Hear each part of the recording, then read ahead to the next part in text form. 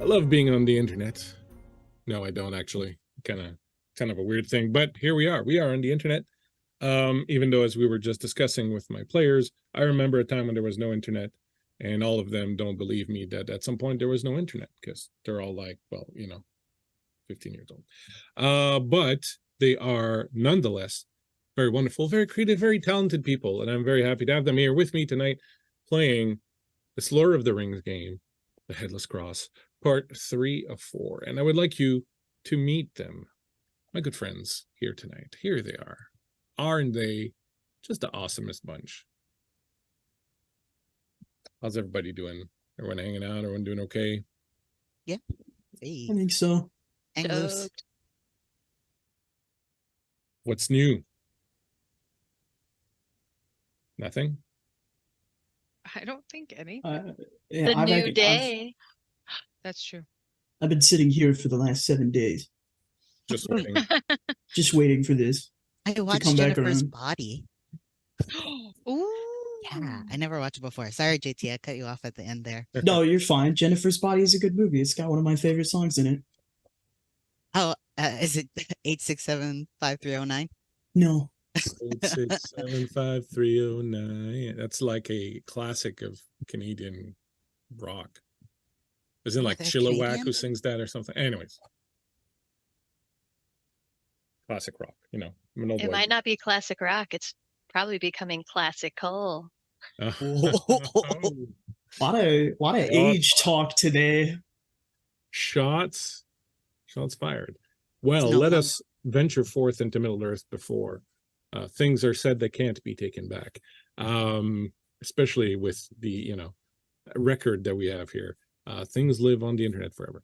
But let us then begin, and I would like to give my friend JT an opportunity to tell us what's up with them, what's going on, what's happening. JT, speak to us. Hi, I'm JT. You can find me at WeebJeet all over the internet. Tonight I'll be playing Silent, and the only thing that's new with me is that October is coming up, which means it is apple cider season, and we have a local apple orchard that sells all kinds of apple-related products that I'm very excited to go shop at and pick some apples and have a good time because it's that time of year. Yeah, there are things like that when you just take them on their own, you're like, hey, but when taken into context, become very comfy, very. I love giving context to apples. Yes, apple context.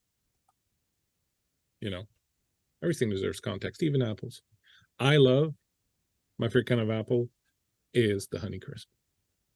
Oh, I agree. I think the texture is just delightful. Yeah, it's like hard and chewy, but anyways. We agree on apple context. Speaking of context, someone who's here to give us a little bit more context on why it's so pink and red behind them is Blair. Oh, is that hi. the color of anger, or is your character just like Well, it's actually a blue and red kind of like shifting. This is my Paragon and Renegade lights, if you know Mass Effect. So it's the one that was on, and I probably should have changed it to like green or something. Maybe I'll change it. Oh, if you see the lights change, it just means we're turning around. But hi. You're oscillating between Paragon and Renegade. Right. Yeah. You won't know which choice I pick until I just spam the whatever bumper it is to pick points. But hi, I'm Blair _ Canadian Moose all over the place. I'm playing RA today, and are we all saying something new that's happening in our happening? You can say whatever you want. I'm a trendsetter, Blair. It's your moment. I am going to follow JT's lead. I don't have anything new today, but this weekend is my partner's birthday. And we're going to like one of those painting with a twist places where you can like paint and drink wine. And we're painting a skeletal hand with a cool badass moth to get ready for spooky season. So that will be new decor in my apartment. Yay! And depending on how much wine is consumed, we'll have. Either going to be really good or really bad. It's usually what happens with wine. True. Either ends up really good or really bad. We'll Well, put have both of fun. ours side by side and see which one's better. Could take them all. This to that. was 2 glasses of wine. This was 4. Right, But exactly. have fun. Have fun painting a skeletal hand, and I hope we get to see the results. I'll bring Nice. it next week. Awesome. Yes. Thank you so much. And for the record, I always tried to play Renegade, and I always end up playing Paragon because I'm boring. True facts. I do the same thing. There you go. Speaking of someone who's both a Renegade and a Paragon, who sings a song like no other on stream, it is Annika. Hello. Hello. How are we this evening? You know, oscillating between Paragon and Renegade. Oh, fair enough. Well, yeah, tonight I'm feeling renegade because we're going to my hometown of Lake Town. Tonight I'm going to be playing Jorah, who's returning home after a approximate 3-year hiatus and is excited to see fam. And I don't know, I guess if we're sharing new facts, I'm going to be starting mead later this week once I get the yeast. And it's going to be delicious because it's from my apple tree in the front yard. So much boozing going on. Y'all are out of control. Spooky season. Spooky season, not inebriated season. Jeez Louise. Sounds great. Or can you ship it to Canada? Because, that's where I live. I mean, you're just north of me, so we could probably road trip if we really wanted to. Where are you? Like, don't tell me exactly, but just. South of Canada. Yeah, but like kind of in a straight line. I guess I don't know where you are exactly. Oh, well, there you go. South of Canada. That's pretty much all of the United States. But, I had a friend who used to say about Canada that, we were America's hat. You know what they call a Canadian hat? A toque. That's right. That's right. And that's a French word. And I know that. And toque. Speaking of someone who also speaks French, but probably won't do it tonight. Hello. But, hello. Well, they're not wearing a toque. They are wearing fantastic bow tie. Thank you. Thank you. What's up, Kay? What's with the bow tie? What are you celebrating? Nothing. Oh. Just Blair had dressed up at some point. I felt like I needed to show some solidarity. Yeah, my name is Kay or Kane Cosmos. I like red delicious apples. That might be my favorite. I'm playing Falco Bunce Baggins tonight. He is a hobbit. He is he would have gotten kicked out of the Shire. And now he's on this heroic quest. Maybe it's all for naught. Maybe that elf captain was right, but we'll see. We'll see what happens. Thanks so much, Kay, for bringing the bow tie and your lovely personality to this stream one more time. A couple of more little housekeeping things to take care of before we plunge in. Of course, Bleakseason, and I can't do this alone. I have my trusty right-hand man, Andy, producing for me, as always. So thank you, Andy. We are playing Lord of the Rings 5e, which is a port of the One Ring game by Free League, which makes absolutely awesome games all over the place. So do check out Free League stuff. We are also currently running a pirate board game on Tuesday nights with DM Dave, which Andy actually plays in. And it's a crazy little game. It's another fantastic product by Free League. The music you'll be hearing tonight, as always, is by Tabletop Audio. Tim over there makes fantastic music. We love Tabletop Audio. I'll be showing some maps by our good friends Solution Maps. So do check out Solution's Patreon. Also, fantastic work. A lot of science fiction maps also. Definitely brilliant and creative mind. If you would like to get involved in the game and help out the players, you can always donate some bits. For 100 bits, you can buy the player of your choice an advantage. Who knows when that might come in handy. And who are we? We're Guild Superior. We play games, play a lot of games. We stack games on top of games and then play more games. It's what we do. We just like to wrap ourselves in. Some people like to wrap themselves in, bubble wrap. We like to wrap ourselves in games and then roll downhill. It's what we do. We're crazy like that. Thank you for joining us. We appreciate you. All our links are there. If you want to come hang out, check out our Coffee Mean game. It's pretty strong. It's not coffee though, it's tea because it's late. I'm old.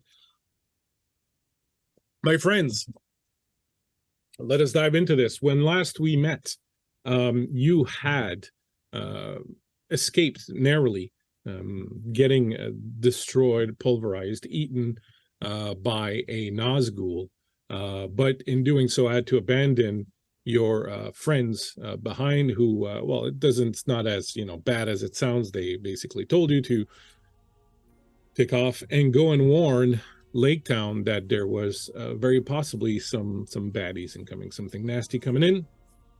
You escaped the bridge, met up with a group of elves, including the son of the king, Legolas, who was fairly nice feller. You manage through your charm, your wit, your sagacity, and your singing to convince the captain of the elves to return to Thranduil and hopefully convince the king to send some reinforcements to Lake Town, in case it's not too clear what's going on, because you were expecting kind of an army marching towards it, but apparently there's no army. You did meet two people, one elven agent of Círdan the shipwright, who has told you, Arianthe, who has told you that the Headless Cross has been, in fact, kind of infesting Lake Town for some time now, kind of in mufti.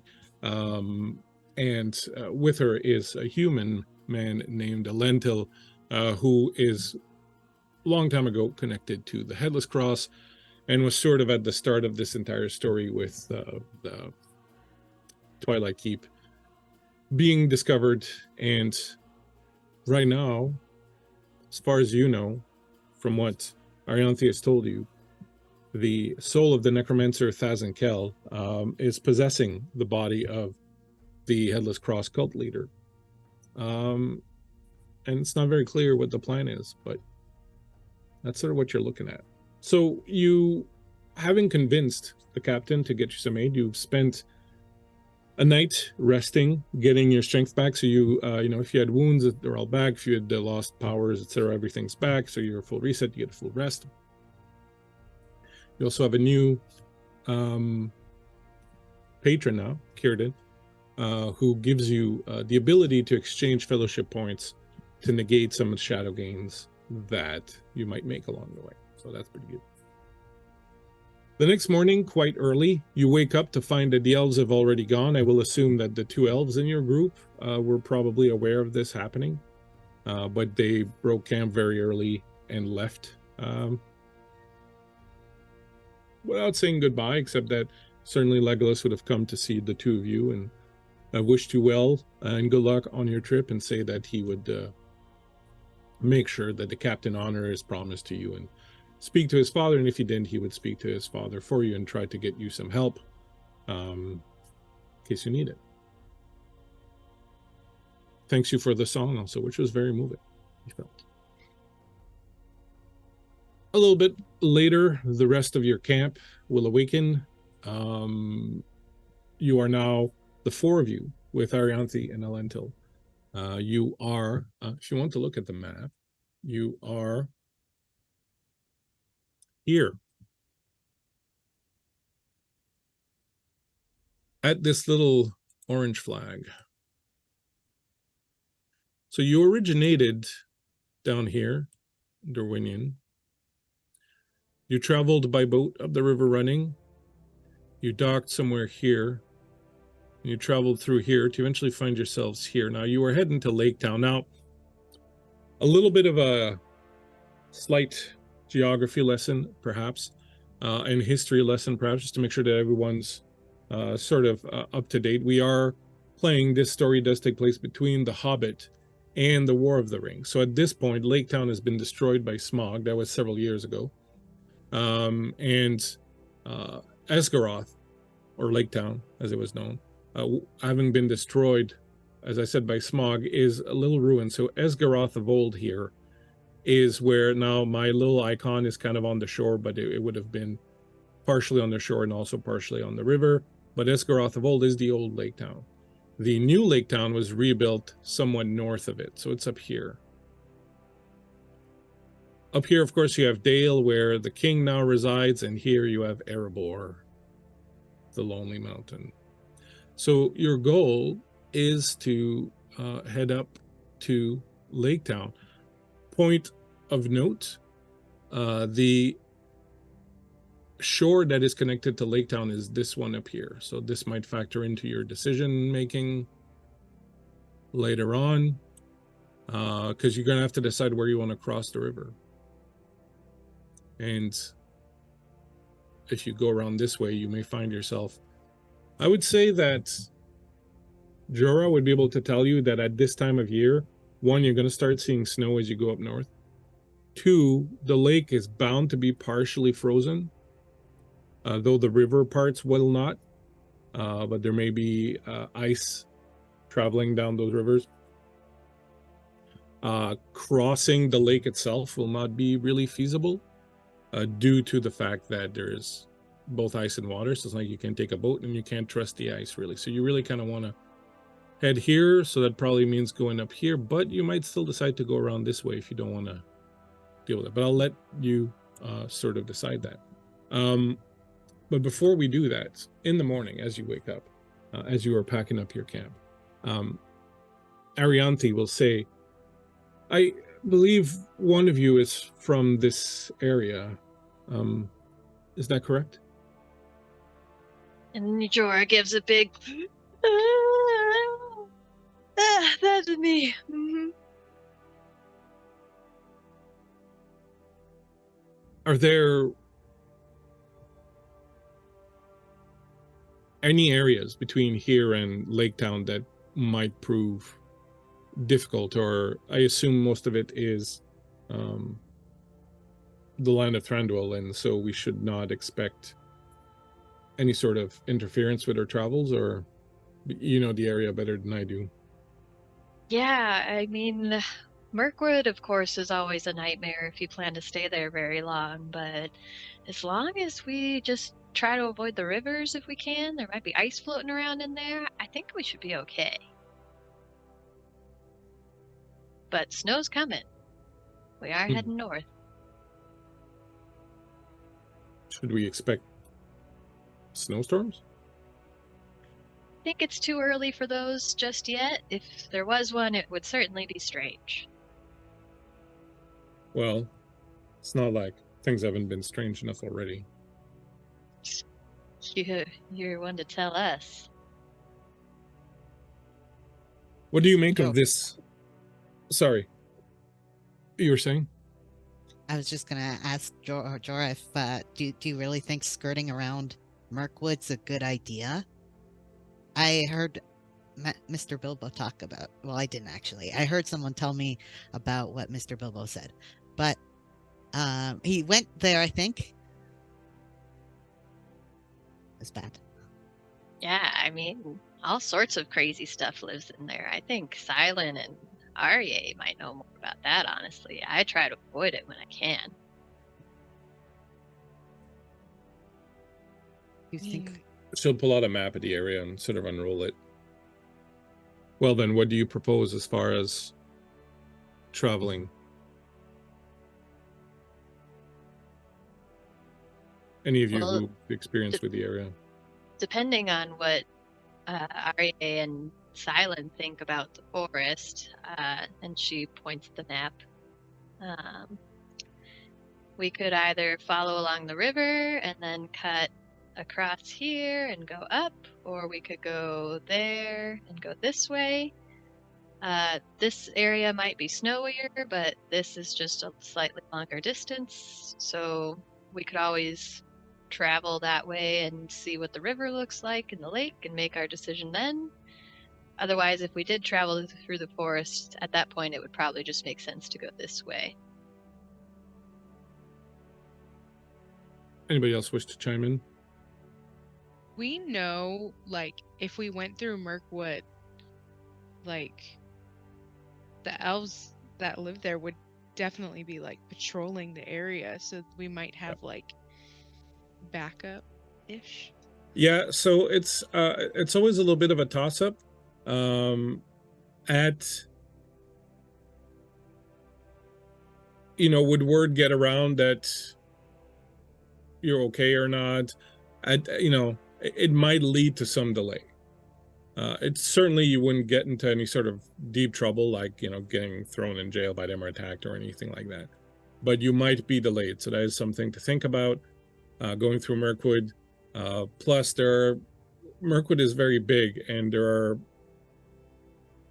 plenty of areas that are not necessarily super well patrolled or kept by the elves. So you could always run into some trouble going through there.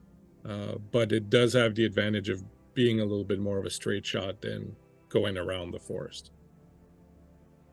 We could do a little half and half.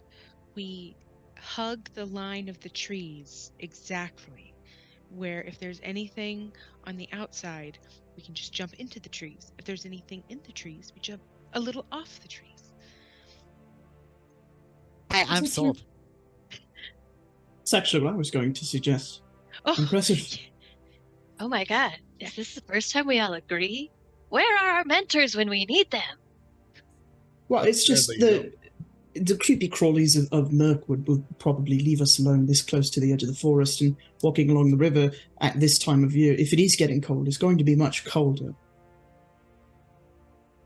So it'll be safer if we're near the forest, if we need to set up camp rather than getting breezed on by an icy, frozen river.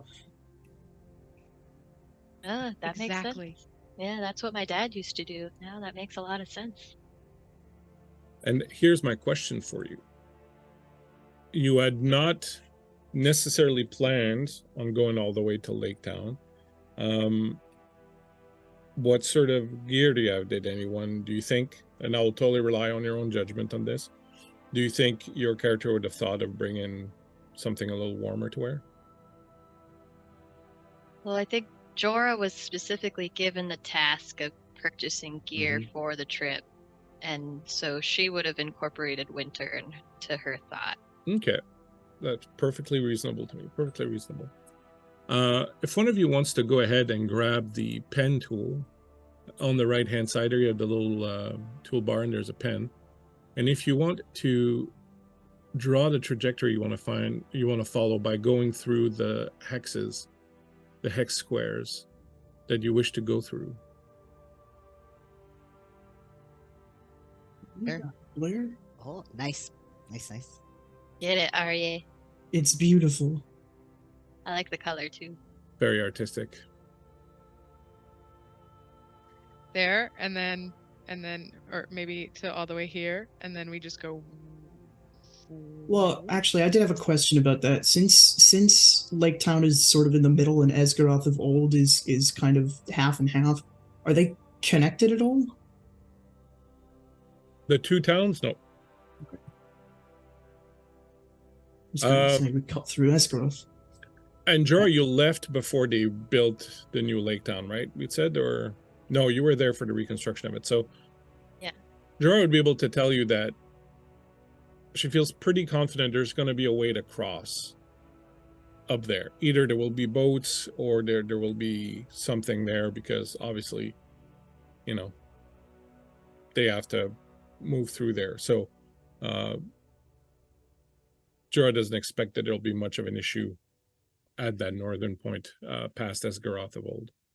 there'll be a guy. Don't worry about it. There's always a guy. There's always a guy there. No. There's always a guy. Always a guy. All right. So, my friends, let us undertake our journey. I know you have 2 NPC companions with you. What I will do is this. Each companion that you have, each NPC companion, you have tutors, Elentilla and Arianthi, will be good for a free reroll for you. So there are two tokens that you can play whenever you want to get a free reroll on a failed test along the way, in that they pitch in and help out. So keep those in your pocket. Now, in order to proceed with the journey, I will need each of you to choose a role for length of the journey. Now, you can change up the roles whenever you want. You just have to tell me before we make the guide roll that you're swapping, and that's fine.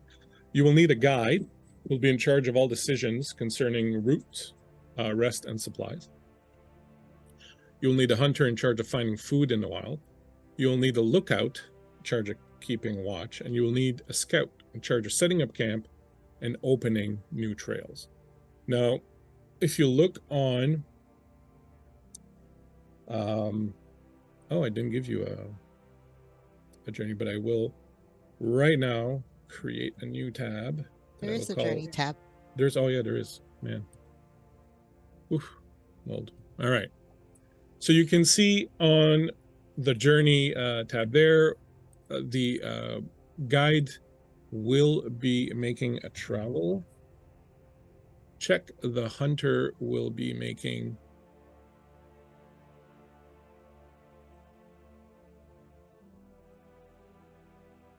the hunter will be making a hunting, funnily enough. The lookout will be making perception rolls. And the scout will be making explorers. So basically, once you get going, the guide will make a travel roll. The result of that roll will tell us how many hexes you travel before something happens. Once we get to a hex where something happens, we're going to see who it happens to, and then exactly what happens. Some things can be good, some things can be bad. And then once we've resolved that, then you will make a new guiding roll, and you will continue like that. And you will advance through the squares all the way to your destination that way, and hopefully no one dies. Because, you know. Can I get dysentery? Dysentery? Yeah, you can, but Yeah, how much like? Hey, how wait much a minute. does Oregon Can the trip? wagon wheel break? Oh wait. get dysentery. The you can axle, get no. scurvy, you can get scurvy. So I would like to know who will, at least at first, take up the roles of guide, hunter, lookout, and scout. Well, I want to preface saying that Falco knows himself and knows that he is not going to be great at any of these. So you should probably rotate him through so it could be a little bit terrible at each thing, not instead of just completely ruin something. That's my suggestion. I could take any except for hunting. I'm not good at hunting or killing.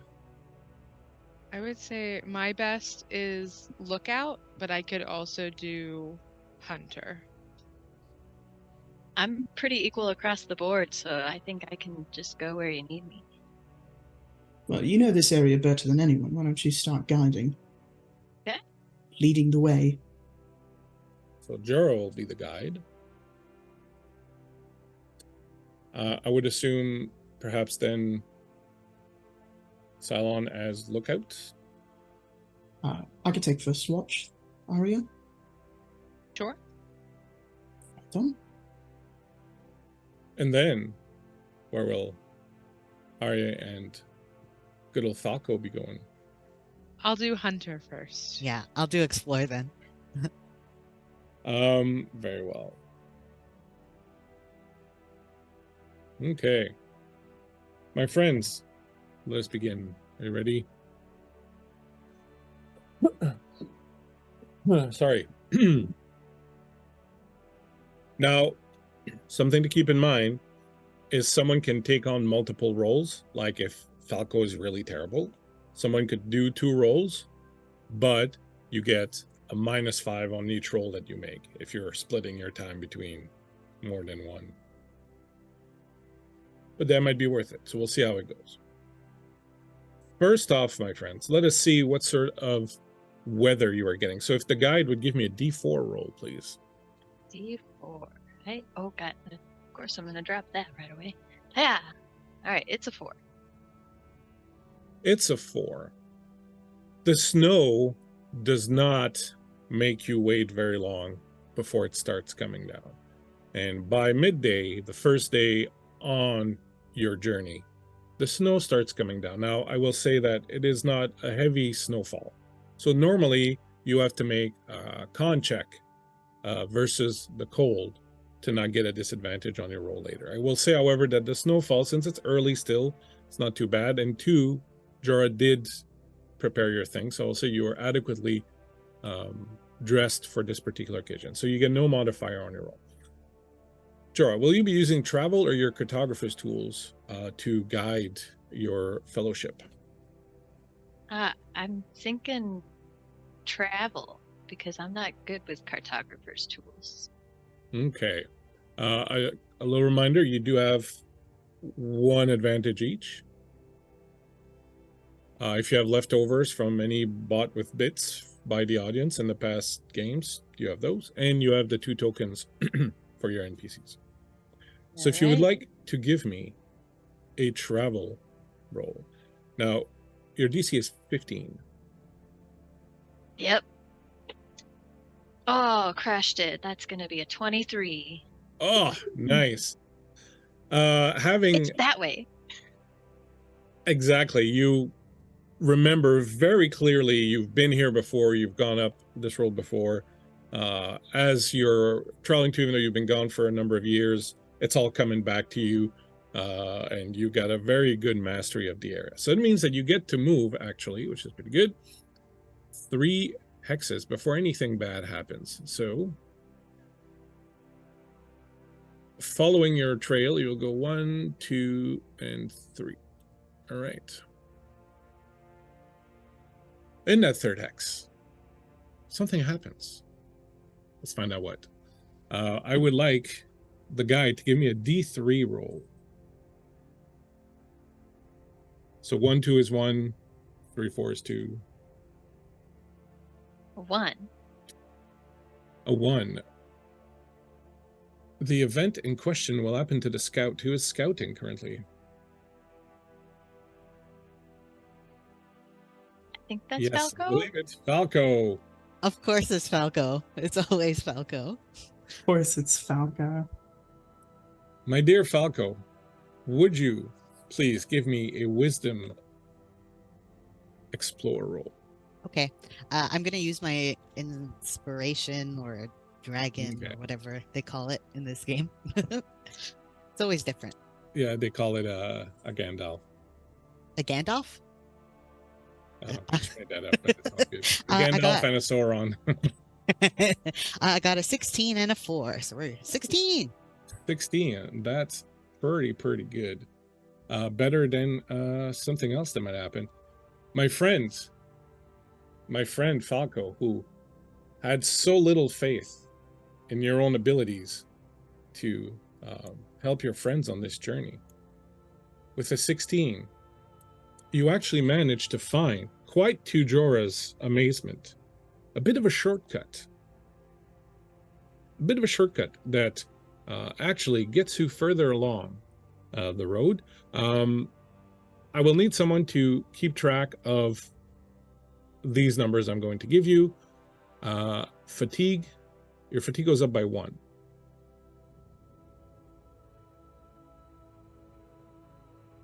Is that everybody's fatigue goes up by 1? Yeah. Okay.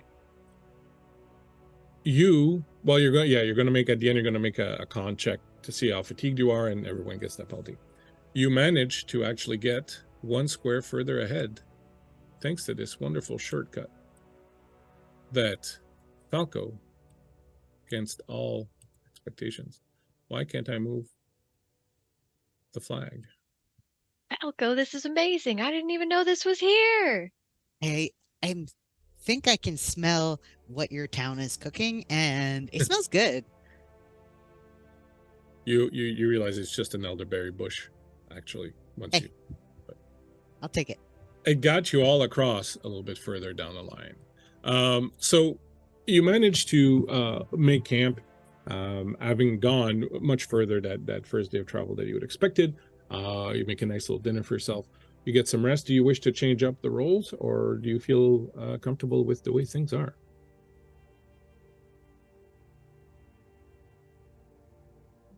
Jorah is We can stick flexible to the it party. For now.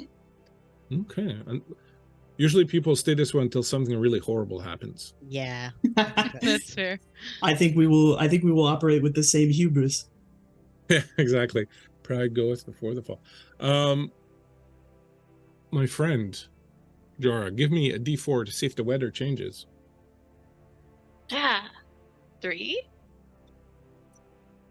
A 3 gives you the snow has now turned to rain as the temperatures have gone up a little bit, and what was a nice little flurry of snow has now turned to a slight drizzle. You will get a 1 penalty on your guide roll due to the rain and its effects on you, but if you would like to go ahead and give me your travel roll, Madame Guide. Yeah, this is definitely not as good as my first one. So 13. Okay, well, 13 is still not too bad. With a 13, you managed to get 2 more hexes, and I'm trying to move the flag on the stream. That's how things are going. You managed to move 2 more hexes before something. Oh, I think I have to change the snap thing. I'll do it later. That's what's causing me trouble. You managed to get 2 more X's up. Would you go ahead and give me a D3 roll, please, Jorah? 3. 3, the hunter. That would be. That's me. All right.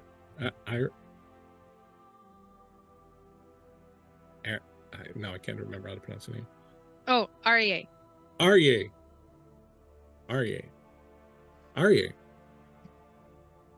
Whilst you're out hunting, something happens. Would you give me a hunting roll? Which is on your wisdom. Are you using any sort of boons? Are you using a Gandalf, or are you gonna just YOLO? I am. I'm gonna use my Kian dice, and I'm going to YOLO. YOLO away. Just do 1. Oh, but I should lay this more flat. No, my dice box doesn't want to lay flat. Okay. Oh, I should have. No, okay, I'm okay. That is a 17. I thought it was just a 3 at first, and I was like, ah, but it was 13 plus 4, so 17. 17. As you travel through, you seem to be equally as blessed as your friend Falco. As you travel through, you also find a new undercut that allows you to gain a little bit of time. Now, what you're thinking, Jorah, is that in the time since you've been here, the elves have probably sort of, managed the forest a little bit more. And so you managed to shave off another day and travel 1 day further ahead. Your fatigue goes up by 1. Hashtag blessed. But you managed to move forward. Excellent. Next up, the next morning, let us see what kind of weather you have. D4, please. Wait. Not too diverse. Diverse indeed. The next day is slightly overcast, but nothing untoward happens. The weather's nice and balmy. You're good to go. Please give me your travel roll. Yeah. Okay, so that's going to be a 15. 15 is good enough. You succeed at the check and manage to move 3 X's. So a couple of things are going to happen here. One, you're going to come into view of Esgaroth of old, but we'll deal with that momentarily. Give me, please, a D3. A 1. A 1. The scout. Good old Falco. Yeah, good old reliable Falco. Please go ahead, Falco, and give me an explore roll. Sure. Can I pack a really good pipe and get an inspiration for it? Absolutely. I think you totally can. Awesome. Do that. I can't use it again until I can long rest, which will Okay. be for a few Until more you days. get, so you wake up that morning and you're like, you know what? I need this. This feels like a bold day.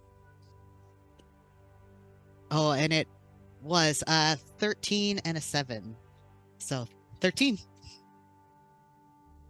Well, the bull did help you, because the 7 would have been a little bit worse. Unfortunately, a slight mishap occurs along the way.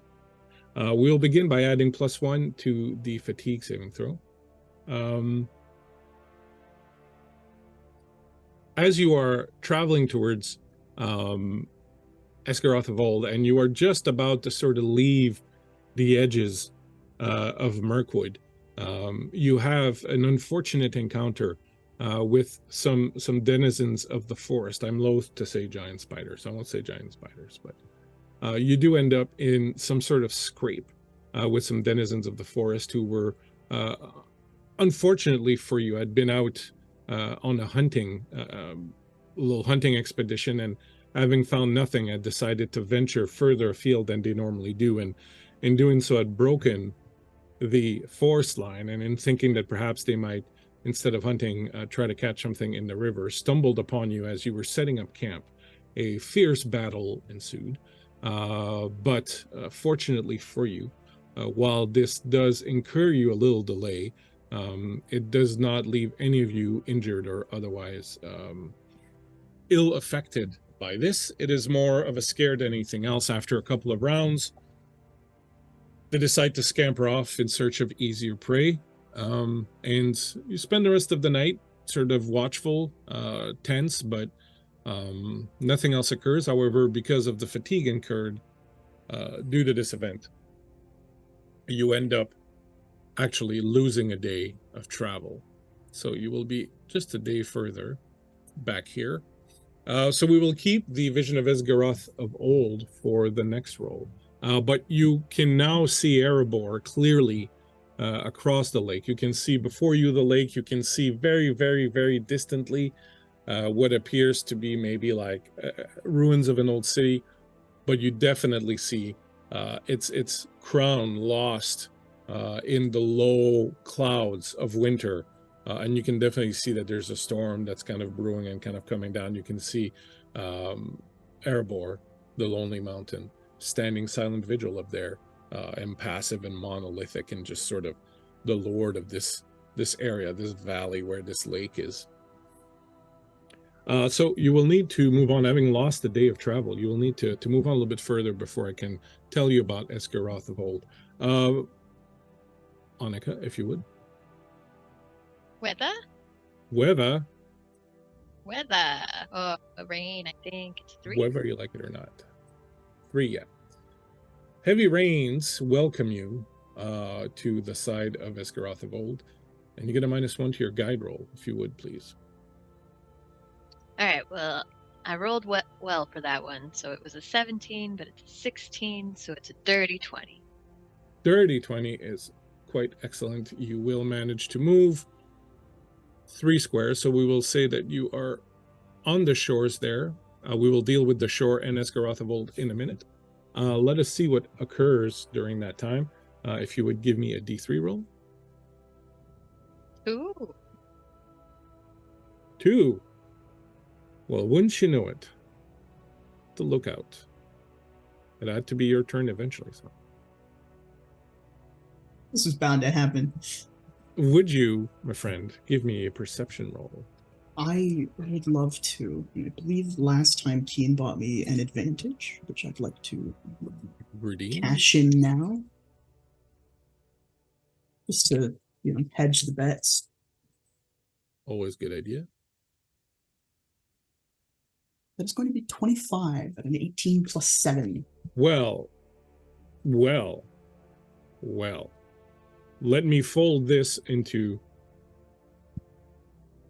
the view that you take in as you, at some point, the land here is not flat. The land where the lake is in a kind of a bit of a valley, but you kind of have to go up almost like giant stairs of hills that sort of go higher and higher. So while at some point you can kind of see Esgaroth and all that, eventually you kind of get into a dip again, and all you can see is the top of Erebor. And so you're not quite sure exactly how far you are, because, with the length of the hill and everything, it's kind of difficult to tell. But as you crest that last little hill, this incredible vista spreads out below you of this lake, this giant lake that is partially frozen right now. So you can see giant chunks of ice that are kind of sitting in the middle of it.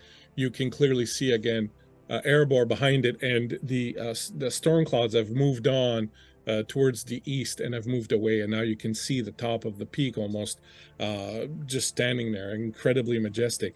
But you can also see now below it, very distant, very small, you can see Dale, which is now the capital of the area again, which it was a long time ago, but is now become the capital of the area again.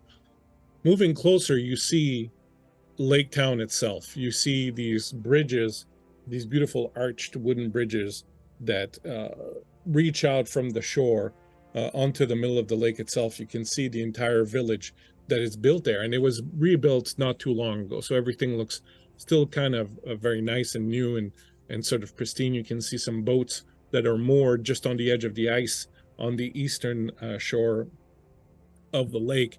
And a little bit closer to you, you see Esgaroth of Old. And while that is perhaps a bit more of a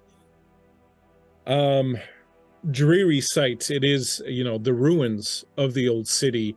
You know that this is where Smog was felled, and so his body and the body of countless of people who lost their lives in the battle against Smog lie at the bottom of the lake beneath these old ruins. Yet there is something in seeing the new lake town having been rebuilt, having been reborn from the ashes and the destruction of the old one, that speaks to the perseverance of spirit, the perseverance of the people of Middle Earth. And even though you might find the site of Esgaroth of Old a little grim, that proof of that perseverance does fill you with a certain amount of hope. And suddenly you'd been in kind of your own heads during this travel, wondering what happened to your friends, wondering what was going on at Lake Town, what you were going to do once you got there. But perhaps for the first time since your successful parlay with the captain of the elves, you feel a renewal of that sense of hope that, perhaps things will feel better. And because of this, each of you gains an inspiration to add to your little tally as you are emboldened and, well, feel a bit of warmth creeping into you and a bit of light, and you're feeling pretty good about it. I will ask, as you approach the shores of the lake to try and find a place to cross over to head out to Lake Town proper, I will ask all of you to give me a perception check. I will say it's not necessary for you to spend inspiration on it. It's not super, but as always, you can do what you want. It's going to be a dirty 20 for Silent. 23 for Jorah.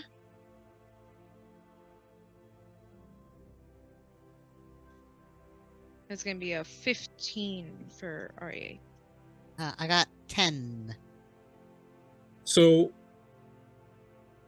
Falco seems to be incredibly busy degunking his pipe, as when he last smoked his pipe, it didn't produce the desired effect, really.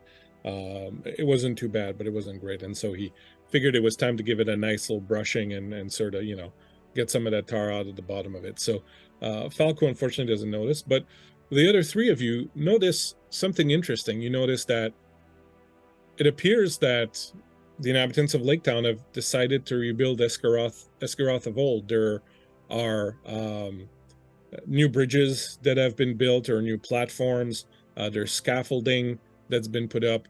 There are men working throughout the ruins of the city. A little surprising, perhaps, but that is what's going on.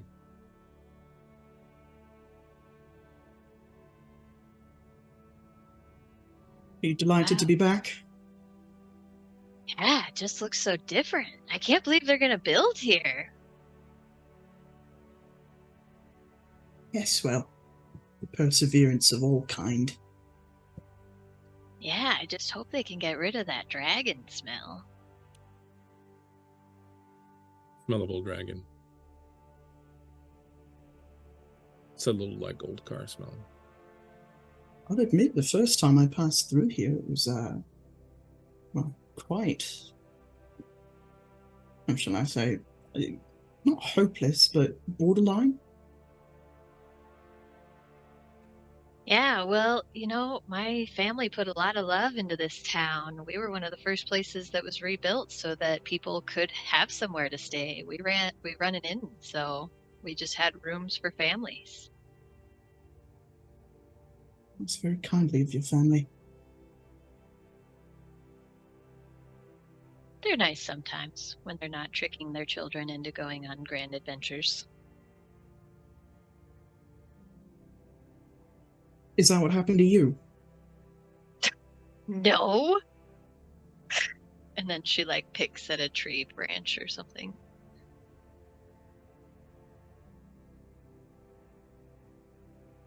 Do you want to face them? To see them? Yes, I love my family. I would never be upset that they sent me on some cross world. I don't want to talk about it.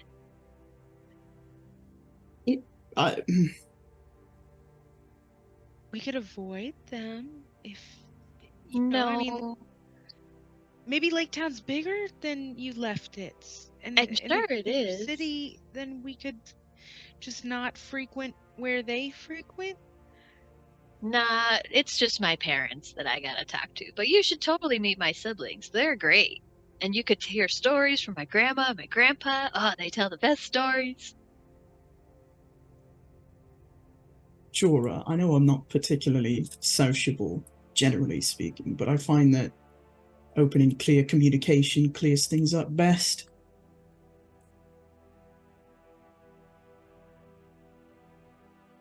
Sorry, I admit the real world interrupted. What was that last line?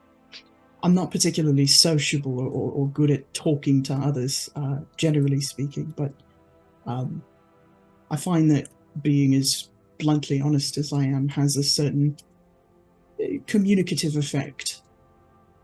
So you're saying blunt honesty is the way to go. No, not for I like you. it. I like the way you think, Silent. There might be It's the some best idea you've had. Might be some delicate balance to the situation here. It works for me because people expect it from me. Yeah, so you got to do it when they don't expect it. You're right. That's an even better That's not what I'm idea. saying at all. Yeah. I feel like you're willfully misinterpreting my advice. We should talk more, Silent. I don't think I appreciate your I don't think we should. Do you have an advice-giving book anywhere in your stack of books?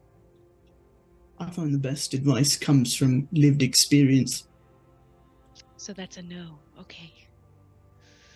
I mean, I might have some self-help somewhere, but it's not here. It's back with the rest of our stuff. Oh, no, not self-help. A book that teaches you how to give advice. Again, just be honest. You're all supposed to be more sociable than me. Why am I the one? Okay. Because you're brutally honest. That's and not why. You can tell Jorah thinks that she's being brutally honest by saying that. So she's testing out this new theory. You have woefully misunderstood my task, and I can't tell if it's on purpose or not. I can't tell if you refuse to have fun or not. I refuse to have fun. I will just say that to you straight out. Yeah, that's true. Wow, you are good at this brutal honesty. I've got a lot to learn from you. And you can tell there's an admiring tone to her as she wow, Silent, it's just new respect. Is this deflection? Am I hearing the tone correctly, Arya? No. Yes. I think you have inspired. I guess as long as she works it out with her family, she'll probably be a lot more, I don't want to say chipper, well off about the whole situation. Guess we'll have to see. I don't think we should be there to see it. Guess we'll At have this to point. wait and find out. And as you two are talking, Jorah has already turned to Falco and is like, yeah, so I think we should try this brewery combination after I talk to my parents, and I think that would be a good one. Oh yeah, okay. It's a plan. Oh, I Yeah, just just broke make my sure pipe. you bring the good stuff with your pipe. Yeah, the pipe is important. Okay. My Maybe they'll grandparents whittle a love new that. one. Okay, awesome. Okay. And so as you prepare to continue your journey, you probably have one more section of the journey to go. You have a few more squares to go through. So we will do one last round of the journey just to see if anything else of interest happens, and then you will arrive at your destination. I will say this: it is winter at this point. No need to roll the the weather die. However, it doesn't have an impact since you are dressed for it. But it has become bitterly cold. The ground is covered in snow at this point. Not like, feet of snow, but like, enough snow to just kind of be annoying. The wind cuts down over that lake and just really cuts down through you with the humidity and everything.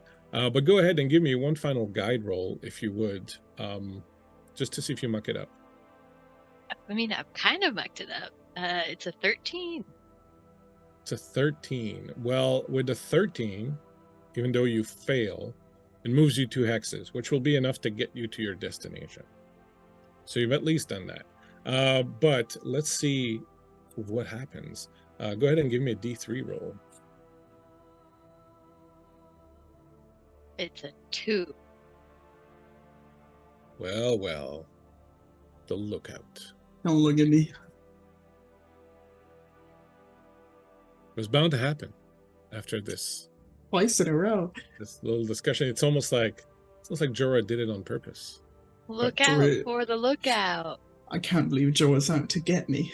You could never prove that, of course. Would you mind giving me a perception roll, please? You betcha. That's not gonna be a 22 this time. 15 22. 7.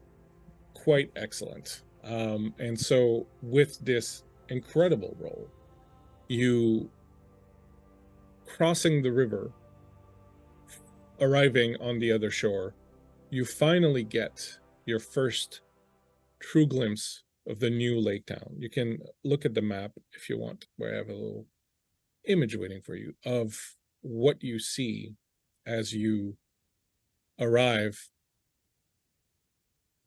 in Lake Town. It being a joyous sight again, with that wonderful roll that Saunders just made.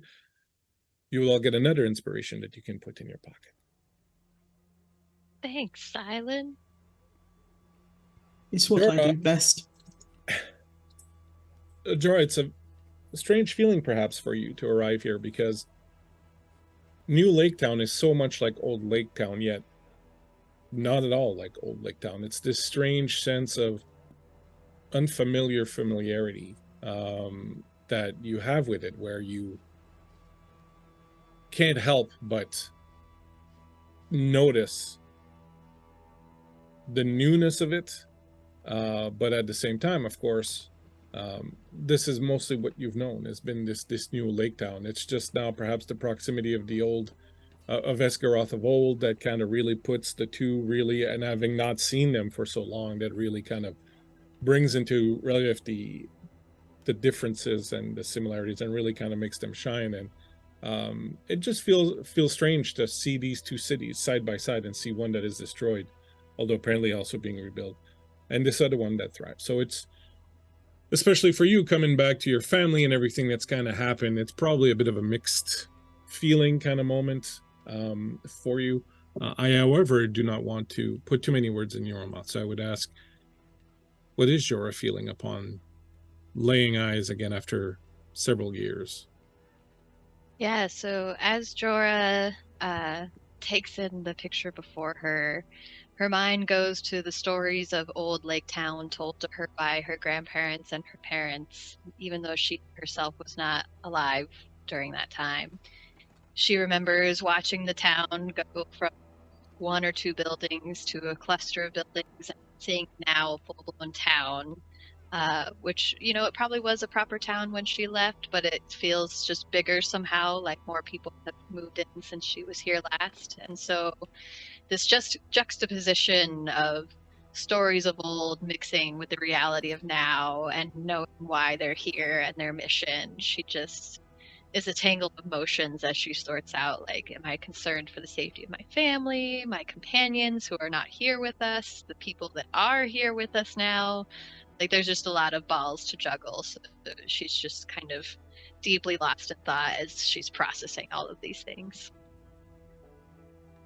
And I'm also curious, Falco, having no doubt heard several stories about this place, but being one of the few in the group who has never seen it before, um, perhaps for the first time really experiencing the known world outside of the Shire, like, you know, when you were in where you just were recently, the name escapes me. Dorwinian. Yeah, that's not a place you'd ever really heard about that much, so it didn't kind of have an impact. But this is kind of like, you know, someone here going to Paris or London. It's a place you've heard of. It's not some, you know. How is Falco sort of feeling at encountering this known quantity, this place that he probably heard about before, had heard stories, had heard the stories about Smog because of Bilbo and all that, and to be here, right? Especially with that connection with your distant cousin, Bilbo Baggins. Yeah, absolutely distant cousin for sure.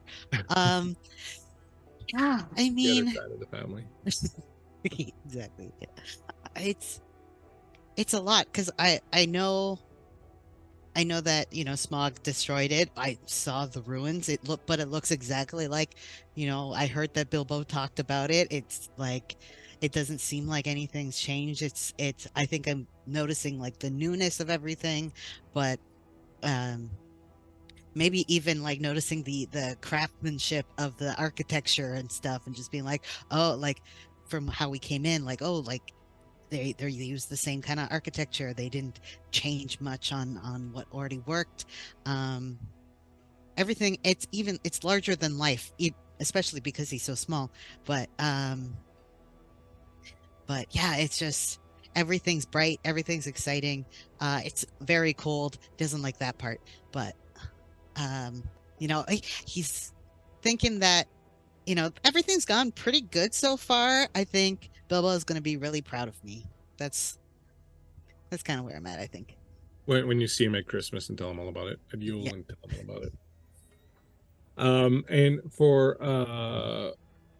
Arya and Silent being elves and knowing that this was the site of one of the more famous battles where the different races of Middle Earth came together and put aside their bickering and united against the Shadow. You saw haven't been here before.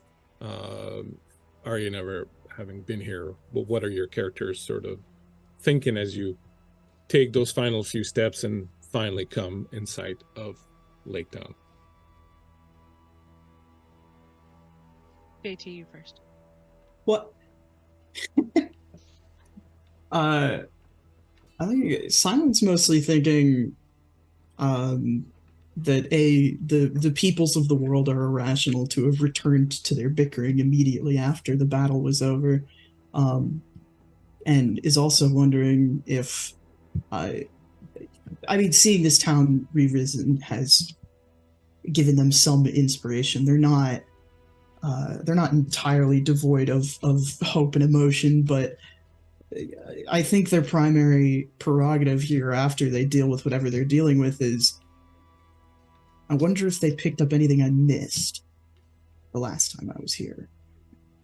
Any new information or any miswritten literature. Are there any new books in the shelves? Are there any new books? I think RA is kind of like, you know, when you're in school and you study about a place and then like later you're finally there, that kind of feeling of like, I didn't know if I was ever going to be able to make it here, like, whoa. Because yeah, definitely have heard about Lake Town and stuff like that. So kind of having that feeling, but then also really focusing on just how different this city is compared to like Rivendell, in like every way. Just kind of like really making note of all of that and kind of trying to hold in like excitement, because also at the same time hearing Teleron's like voice in the back of her head of just like, you're too excited. Yeah, so is feeling very excited but trying to like calm that down a little bit. Excellent. I would ask all of you now to give me a Constitution saving throw. What's the plus that we're at, the penalty? 3. 3. So you will give me a Constitution saving throw DC of 13. Can't believe you hate us, Bleak. I'm gonna use one of my inspirations just like off the bat. I actually am too. Good point. Good. I am too. That's going to be a 20 natural. Oh, wow, nice. Well, I got a 2, and then I got a 17, so we got a 17. The inspiration gives us advantage, right? Yeah. Okay. Silent is unyielding. Unyielding. They probably also just, spent most of the time just not running around through the woods and sort of No. around and just walk from point A to point B, sit down, open book, warm by the fire. But it was a good plan because I'll say, for flavor, I'll say they probably saw that while they were walking, Silent's eyes were closed for most of the time because their hearing is sharper than their eyes. Oh, did anyone fail? got 14. It was 13 is your DC. okay. I got a nat 20, Nice. but then +5, so 25, but then -3, so 22. You're good. All right. So no one gets exhaustion from the trip. It was you got a couple of shortcuts, you got a couple of joyful visions. It was not at all arduous, and in fact, it was way easier than you might have expected. And you really have your group to thank for that, because everyone really pulled their own weight and did the jobs they were supposed to do, even the ones that felt perhaps they wouldn't be very good at it. And you made your way through. You approach Lake Town. You can see that there's one major sort of arching bridge that goes into the city. There appear to be a few other small ones, but as you're approaching the town, you realize that they've been cordoned off, and there's really just the one main bridge now that leads into sort of the center of the city. And there's a number of buildings that are built along the shore, but most of the buildings are built on the lake proper, many of them on stilts, others on these floating platforms. On the other side are docks with boats that are moored right now with for the winter, that are moored, and the sails are wrapped up, and the boats are basically winterized. As you approach the main bridge area, you notice something strange, and perhaps Falco and Arya would not necessarily find it strange. Having never been here, they wouldn't know, but certainly, Silent, you never saw this when you were here, and definitely, Jorah, you've never seen anything like this. As you approach the bridge, you can see that there are armed guards at the entrance of the bridge. There's a little kind of guard shack that's been built there. You see a number of armed guards, and what strikes you the most is their appearance. They're wearing these blue and red jackets and cloaks. They have hoods, but they're wearing these strange kind of golden red face masks, perhaps to protect themselves from the cold. It's not clear, but there's a number of them at the entrance to the bridge. I'll say that you see this enough in advance that they've seen you, but you could, if you want to keep walking and not go there, and But that definitely is out of the ordinary. Or silent, but definitely out of the ordinary for Jorah. Wait a minute. This wasn't here. What the heck is this? Yeah, you guys did not strike me as a particularly guard necessitating people. Well, I mean, after Smaug, anyone who tried to start anything was just shamed right out of town, basically. Do you think perhaps these guys were shamed out of town for trying to guard it? I guess I don't know. Do we want to try to talk? I don't even know if I want to talk to these guys. Like, she was super excited about coming home, so like seeing this totally has Jorah thrown off from her excitement of seeing family and everything. Do you think there's another way in that's perhaps less watched? Might be. I don't know. Like, we have guards? Since when? Arianthi will guess- say, well, Yeah, perhaps I was gonna ask. as a daughter of Lake Town, you might go and inquire, perhaps. I will say that I find these guards somewhat suspicious. They don't look like anyone I've encountered before, but the color scheme they're wearing is one that is reminiscent of the one worn by Headless Cross cultists, the red and gold. Although I must say I've never seen those particular masks or those particular watchmen before. That was a Lantil. That was Arianthi. You think these are the plants you were talking about? I had it in my mind that they were here covertly. This seems rather overt. It's possible they've corrupted a few town members and have got them working for their cause in a sense, maybe without the prescience or knowledge. You can see people moving in and out, like through the bridge. Like there doesn't seem to be like a barricade or anything. But there's not a lot of traffic. Try. I mean, you lived here. You're just saying, hey, I brought my friends to see my hometown. We don't know that they're bad. They could just be freaks who like masks or something. I don't know. Festivals soon? I'd like to think they mean well, but it seems odd considering our circumstances. Yes, I am less inclined than our good friend here to trust these individuals right now.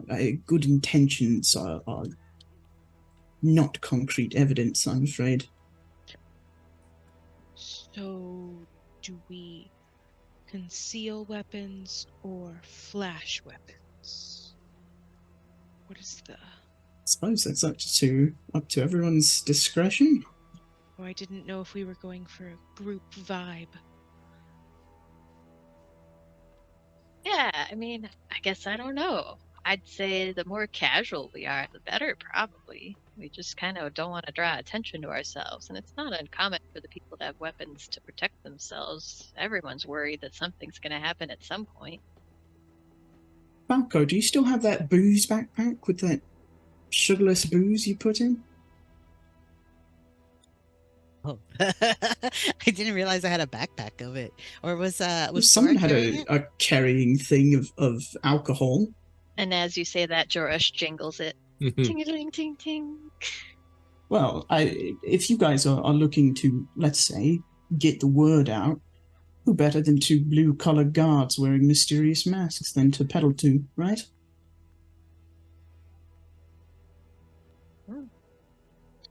I don't know. Hey, Falco, do you think he means that he wants us to, like, trick him? I mean, like we could bribe them. We could have a good drink. We could, and if we want to sell it, and they're part of the cult, they'll spread the word around if they like it, and then we'll get more customers. So Oh, it's a marketing strategy. yeah, I think And, that's like, what Silent was going for. You guys know you even can just though we ask did me this to in front of clarify, you, too, right? yeah. I could just clarify. You could just ask me questions. And Jorah moves her hand. Yeah, that's a good point, Silent. I think that's a really good point. I heard everything you just said. I don't think that you believe that. You're right. We should go talk to him. And so she's got beer in her hand and she's walking towards the guys. All right, you make your way casually, I assume, as you were talking about approaching casually towards them. As you do, one of them will kind of step forward and go, "Hail, please state your business." Hail or ale? Looks down. The masks are a little strange that these watchmen are wearing. They look like they're maybe made of bronze or something like that, but they're also painted red, so there's this weird kind of shimmering effect to them. The eyes are covered over so that you can't see inside, and they're fairly kind of scary faces. He'll look down at what you have in your hand and say, "Merchants, then." Aye. I am Jorah, daughter of Jorundr of the Hat and Feathers. "Jorah, daughter of Jorundr? Well, I'll be damned," you hear from inside the little guard shack that's there. The door opens and this giant of a man comes out. He's got this long blonde hair, so you're seeing this big beard.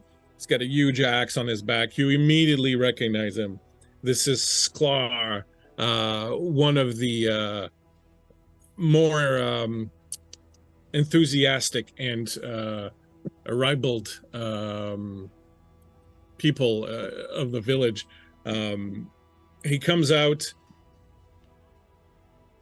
arms outstretched, comes up to you. "It's been so long," and he comes in to give you a hug. Do you stab him or do you let him give you a hug? Oh, no, the hug happens, yeah. But Jorah's still holding the beer, so the bottles clang against his back. He's like twice your size, just like kind of engulfs you. Oh, okay. "Ah, So around his waist. Clang. so nice to see you. How long's it been?" Long enough for me to get better at brewing. She offers. "I him sure hope so, because for someone whose family has owned an inn for generations, you're pretty terrible at it, if I recall." Hey, I still made that stout that the dwarves loved, and you know it. "Well, they were dwarves. I mean, we're not talking about the most refined palates in all of Middle Earth here. I mean, you could probably brew a little bit of cold water with some, rock dust, and they'd think it was just the bee's knees." Ah, but my stout put hair on people's chests. It's true. It did. I remember, didn't your sister start growing a little bit of it? I mean, that's been true her whole life. You know that. Well, that's true. She's always been a little on the hairy side, but, and it's nice in winter. It keeps you nice and warm, I say. Yeah, snow's coming faster than you think. It'll be here any minute now. In fact, we've already had a bit of a freeze, but where have you been? Traveling around? I see you've made some new friends here. Hello, everybody. My name's Sklar. Yeah, Sklar, this is everybody. And she introduces Falco and Arie and Silent.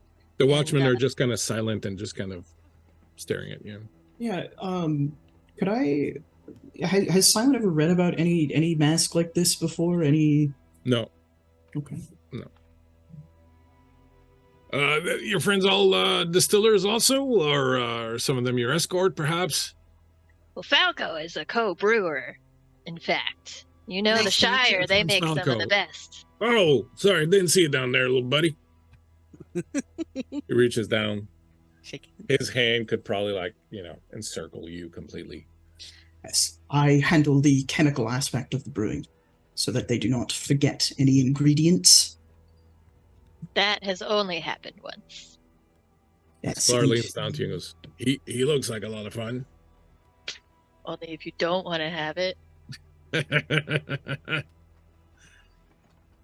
You've been sampling? Hair on your chest? You been getting any? Looking at Who are you Silent. talking- Talking to Silent, sorry. Oh, no, I don't. partake. Oh, imagine my surprise. And what do we have here? Mademoiselle? And he sort of does a very ungainly kind of... Oh, Do my I Juby. taste test A taste test. and also protect. That's the best job, Definitely. taste testing, I find. It's a job you can really give yourself over to, and no one minds if you're drunk on the job. One of the perks, you know. For sure. Awesome. So you back to see your family? Yeah, you could say that.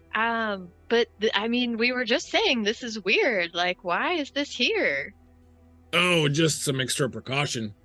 A little bit of extra security, you know.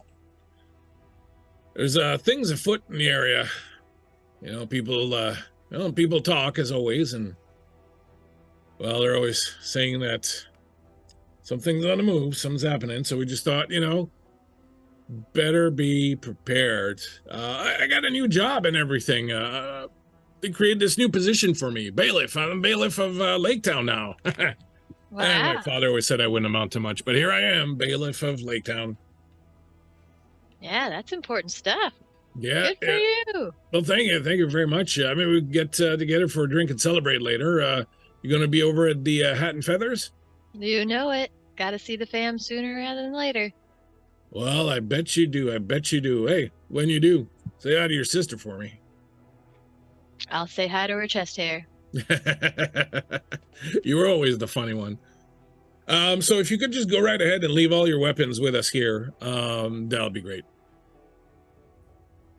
I mean, we would, but we kind of were sent here on a mission, and it's kind of important for us to keep these for now. But like, Oh, you won't know need us. him until, like I said, we got extra security now. Oh, It'll I be know perfectly that. safe. Yeah, but you know that this bow is my dad's and grandpa's, and like he's kind of particular about it. So like, we've got the safe at the tavern. We can just use that. Yeah, yeah, no, no, you're gonna have to leave them with me here. New rules, Master Lake Town said no weapons allowed. They'll be perfectly safe here with us. I'll take care of them personally. I'll vouchsafe and everything. We wouldn't want to get in trouble with the town locals, would we, Jorah? And Silent will, very as graciously as possible, hand over the one single hammer that they own. Are you a roofer? No, I find that blunt force does the most effective incapacitation.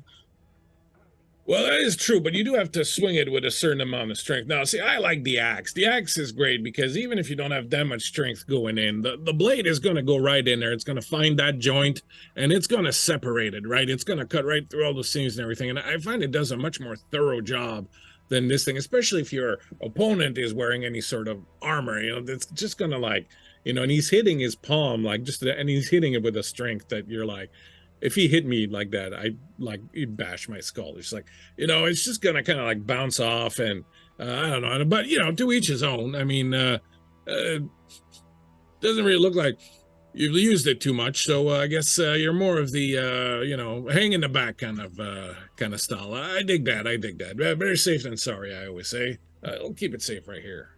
He puts it away in the little cabinet. Arya's so excited by this guy.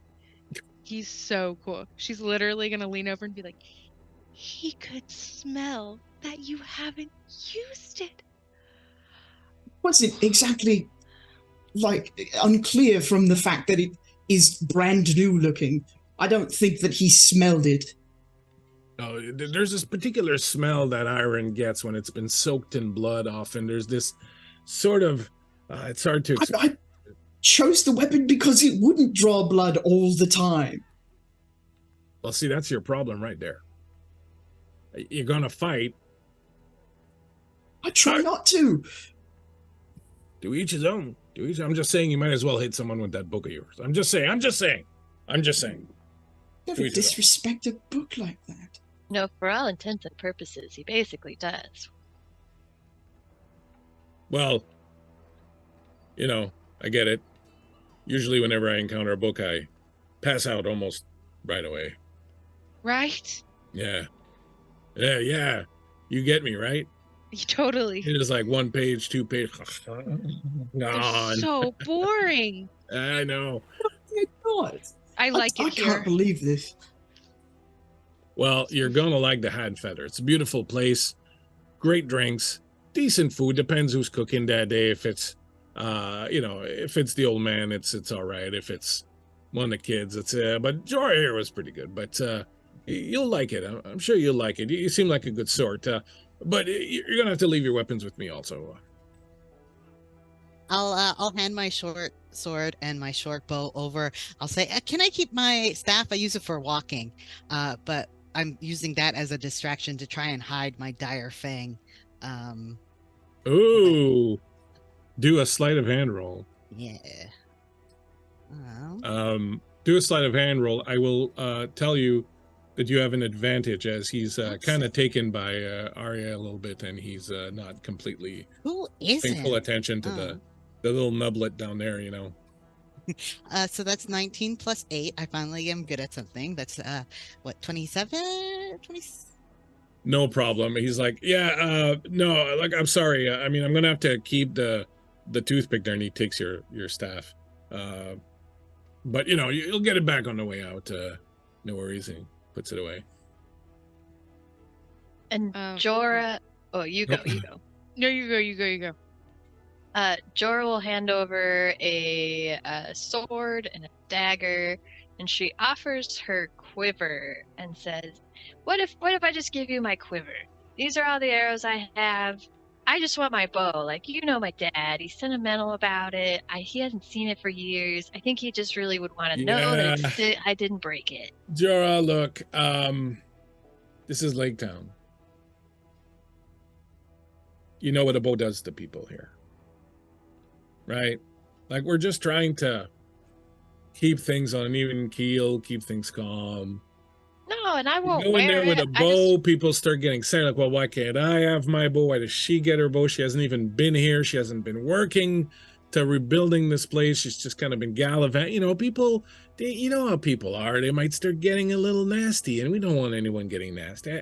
Look, I think it's really better. I mean, if you want to come back with your dad so that he can see it, I'll gladly show it to him. You can go out there in the field, throw a couple arrows at a snowman or something. Perfectly fine. But I'm going to need you to leave it here with me.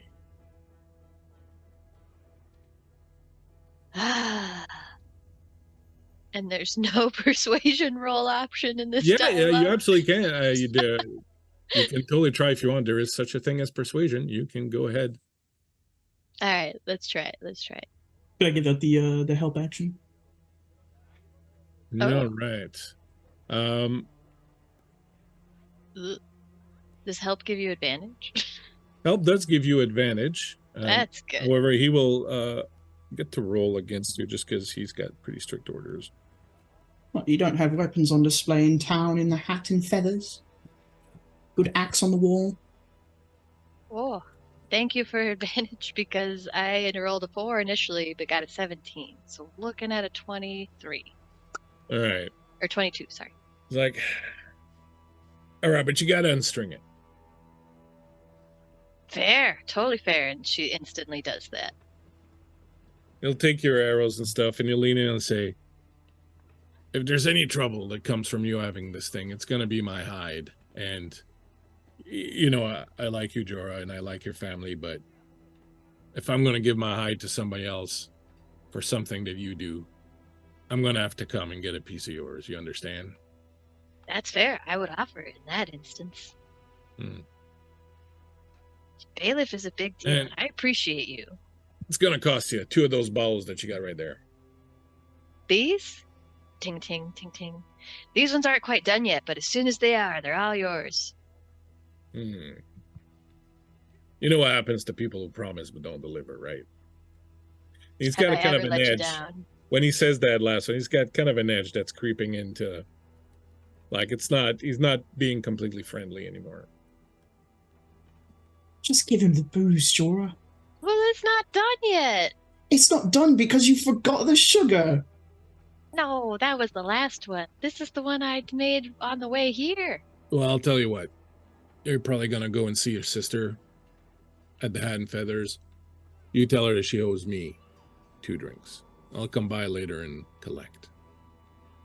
I can do that. And what about you? He looks over at Arya. Are you going to try to bamboozle me with your good looks and your wiles? No, not at all. And Arya's gonna have y'all know that scene from like Spy Kids when the parents get caught and they just like take off like all of their weapons. So she has her short sword, her other sword, and the great bow, and I think she'll give one dagger. I think I want to try to keep a single dagger. Okay, I'll do a perception check for him. He's too smitten by you. Well, you certainly come prepared, Missy. I gotta protect the booze. That's true. It's worth protecting. He takes all your things and he locks them away in a little cabinet inside his office. You can see that there's a number of other weapons and things there.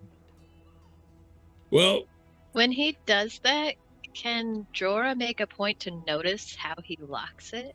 it's a padlock. He's got a key on him. Where does he put the key? He puts it in the pouch at his belt. Well, I wouldn't want to hold you up too long. You know where the inn is. It hasn't moved. I'll be by later if you're around. Maybe we can catch up and whatnot. But don't forget, tell your sister, 2 drinks on you for me. Definitely. All right, off you go then. And he looks at Arya and is like, see you later. Bye. She's totally like, she does not get flirting whatsoever. And all, he's like, oh, sorry, I almost stepped on you there, buddy. Off you go. At Falco.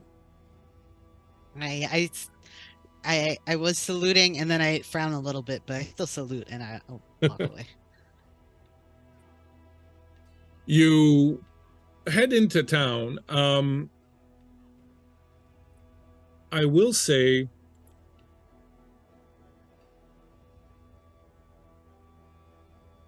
the atmosphere in town's a little tense. First of all, Jared, there's really not a lot of people out. There are people out and about kind of moving, but people are kind of quiet. There's no one really kind of congregating. You see several of these masked guards throughout the city. I wouldn't say overwhelming numbers, but certainly you cross a few that are patrolling, and in the sort of main areas of the town, you'll see a few more of them. People that recognize you seem a little nervous, maybe, as they cross you. No one kind of stops to really,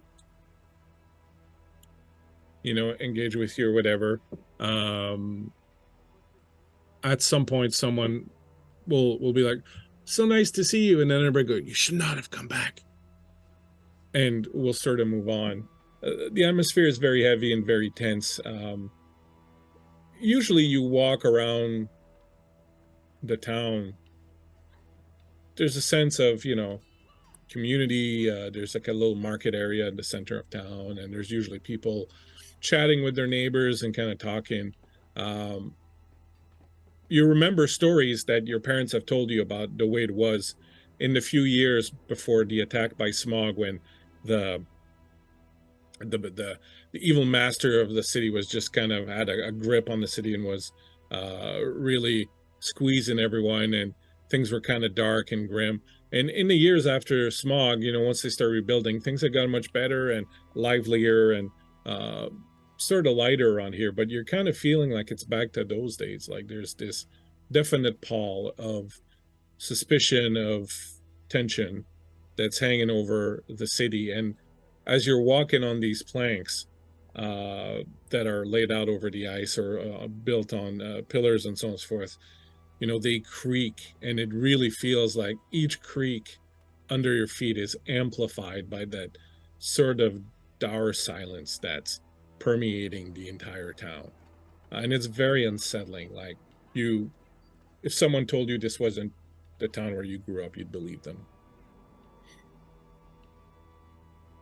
Yeah, so as you all walk with Jorah, after that one woman says that one comment, you kind of watch with, as Jorah realizes with horror that like her town is becoming the town that she's only ever heard of, because she, for her life, grew up with the rejuvenated, happy lake town. So for her to realize that this energy is not only in her town, but it's back for all intents and purposes, is super alarming to Jorah. So you watch her go from like excited from running into an old friend to just deflating before your very eyes as she walks through town, leading you to the Hat and Feathers.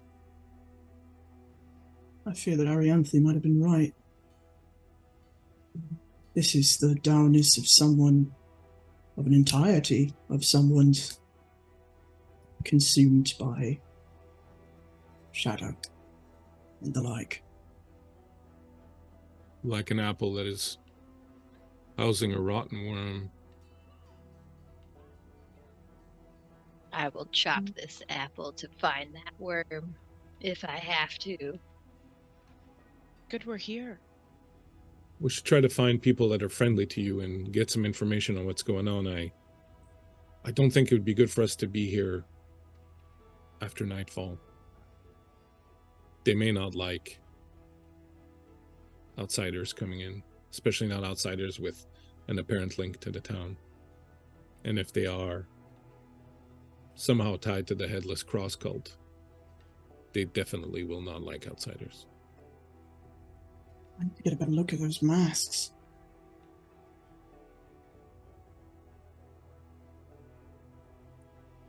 As you approach the center of town, you approach the inn. It looks very much like you remember it.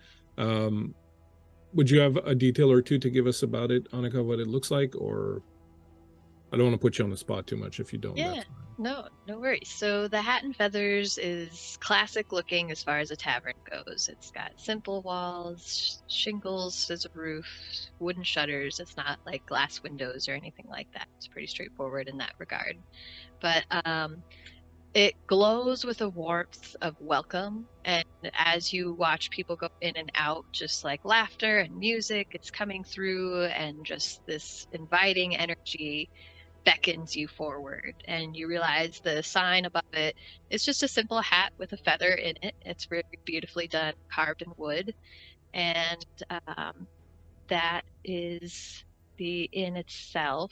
And the part that makes it different than other taverns isn't just that there's the energy, but even just from hearing the light conversation you can hear from outside, you can tell that these people have been gathering here for some amount of time, and that this is more than an inn.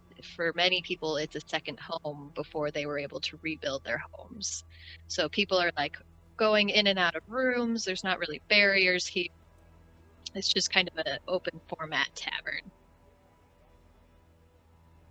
And as you walk in, and I do want to point out, however, that a lot of this is subdued. The music is kind of a little mournful. The people's jokes and discussions are kind of a little quiet and subdued. And as you walk in, you do find a bit less people here than you would have expected. And as you look around from across the hall, you'll hear the voice of a young woman that you know quite well yell out, "Well, you sure picked a damn fine time to hustle your ass on back here." And as you look across the inn, you'll see your little sister, Jordis, apparently running this place almost on her own right now. She's behind the bar. She's got like 4 tankards in her hands. You see a young woman that looks a lot like Jorah. She's got a long braid with an undercut. Her hair is lighter, but the face is very similar. She's got a very harried look. She's wearing a leather apron, and she's like sort of going all over the place, trying to sort of tend to everyone. It looks like she's, almost sort of alone, kind of keeping this place together. And she says, "Well, don't just stand there gawking. Grab an apron and some steins and help me out, would you? You still remember how to do the job, I hope?" Yeah, I guess Jorah goes to task, as she has always done. As items may have slightly shifted, there's confusion in her movements as she's like, wait, this used to be here, but now it's there. Okay, all right. So she's trying to plug herself into this system that she used to know well, but it's not 100%. But she totally forgets to introduce all of you.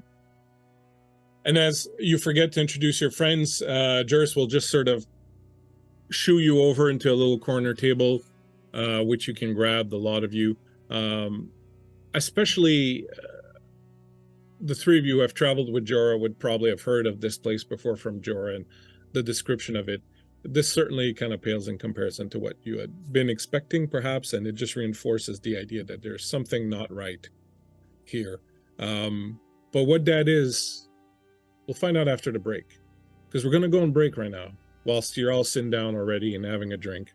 We'll use this opportunity to step away for a minute, go on a short break. Thank you for hanging out with us. We have arrived in Lake Town, and we will see what dark business is afoot here shortly. Thanks for hanging out. We will be back in just a few moments. Please don't go away.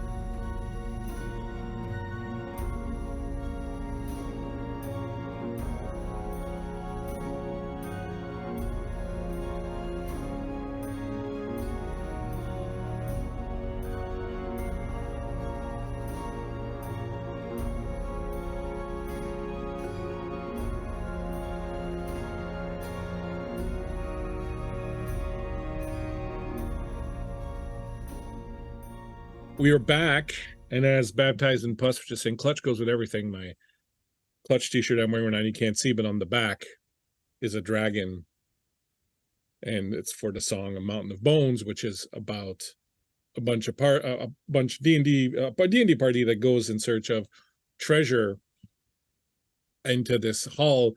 But when they get there, all they find, of course, under the dragon is not treasure, but just a pile of bones, because that's what happens when you go out and you face a dragon. So hopefully there's no dragon in this story.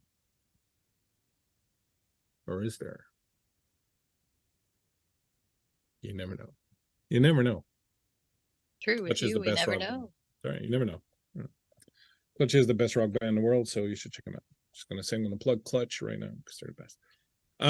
You have arrived in Lake Town to find it a little bit strange, a little bit strained, a little bit under some duress. The atmosphere is heavy and dark.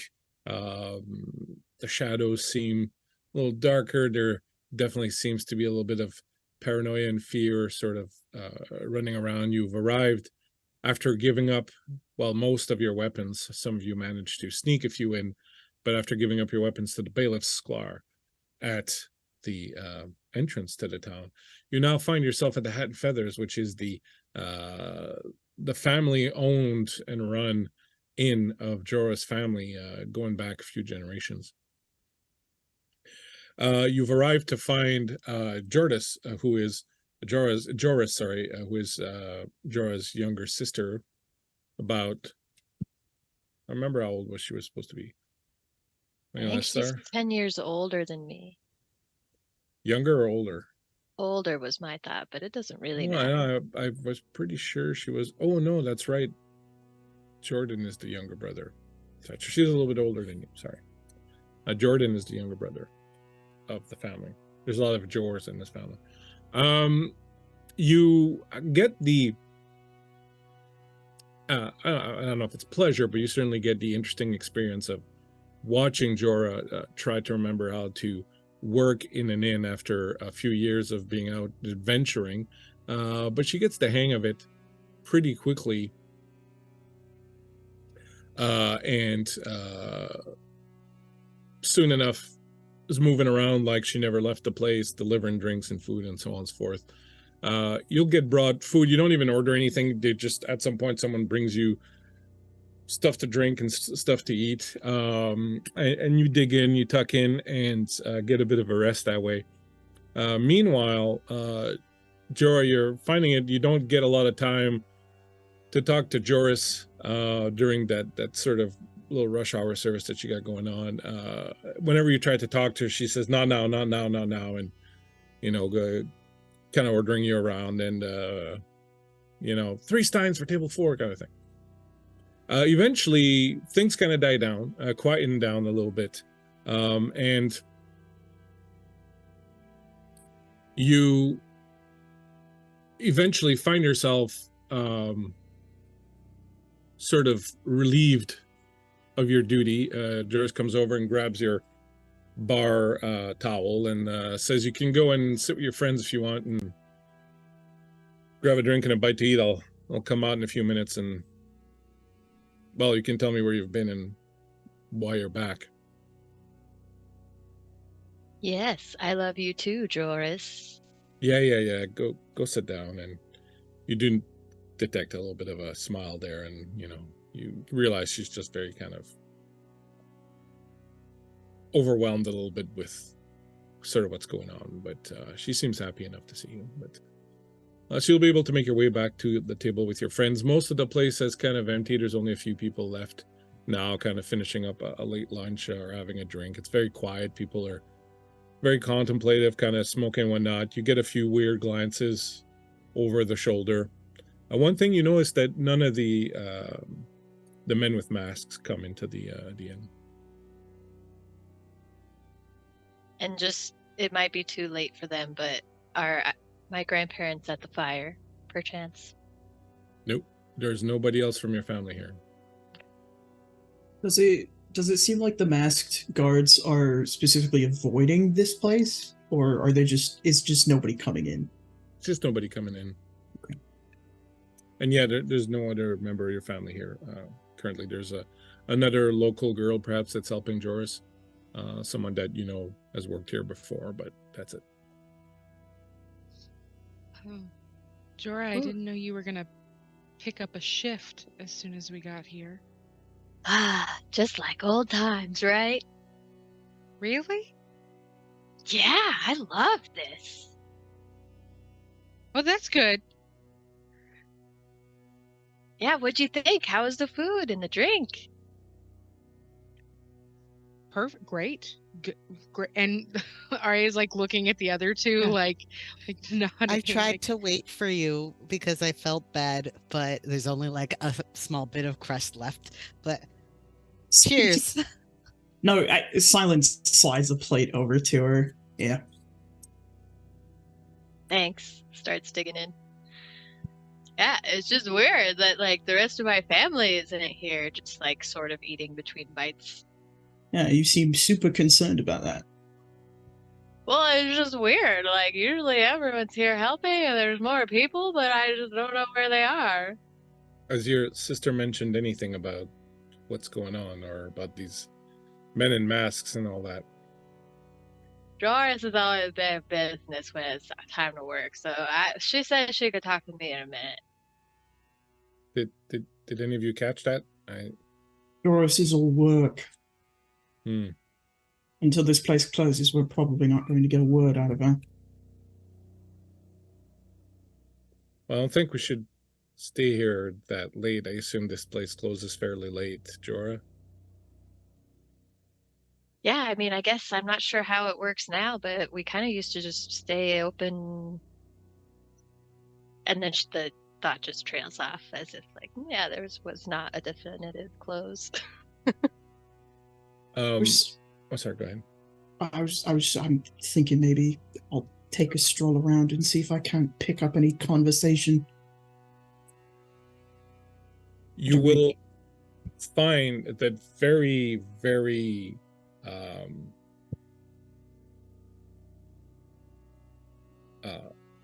very openly, when you approach people, shut up.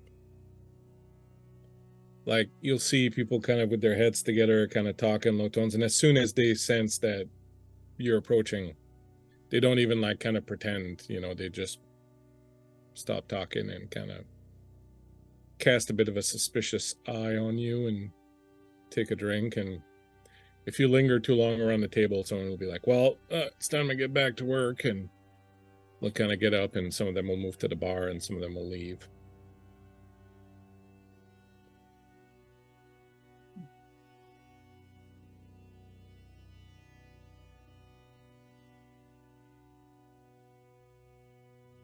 This isn't as fun as I imagined. It could be more fun in the kitchen. Do you want to see the kitchen? Maybe my brother's back there. Oh yeah, can we go back there? Am I allowed? Yeah, family's always welcome. Would I'll you like hold to the come, table. I'll hold the table. Dylan? I that's all right. Final gesture at our other companions. Eh? Fine here, thanks. So we go back to the kitchen, and what do we find? When you go back to the kitchen, you find this old man that you know from town, who apparently is the cook now. He's busy kind of picking up, after the midday meal serving. He's not someone you know super well, but you've known him from around town, kind of thing. He sees you like, and then kind of goes back to work. Your sister's kind of leaning against the counter in the kitchen, and she's got her apron rolled up in her hands, and she's like, oh, what are you doing here? Well, She I just kind of casts a look around, like she's checking if anyone's over. We should probably go talk somewhere else. Come along. Oh. Yeah, we could. I just was showing Falco the kitchen here. Falco. Oh. Hi. I'm Joris. Nice to meet you. I wish it was under better weather. Yeah, you don't know the half of it. Who are your friends, Jorah? What's going on? Oh, just I came here to see how y'all were doing, and my mentor wanted me to wait here for them. You remember Aelfrith, right? Is there someone coming? I mean, Aelfrith and my companions' mentors will be coming shortly. Well, I don't know if that's going to be enough. Your friends out there, can they be trusted, or? Yeah, of course they can. What's going on, Joris? I mean, Lake Town seems odd.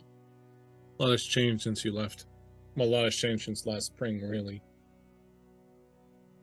Changed in what way?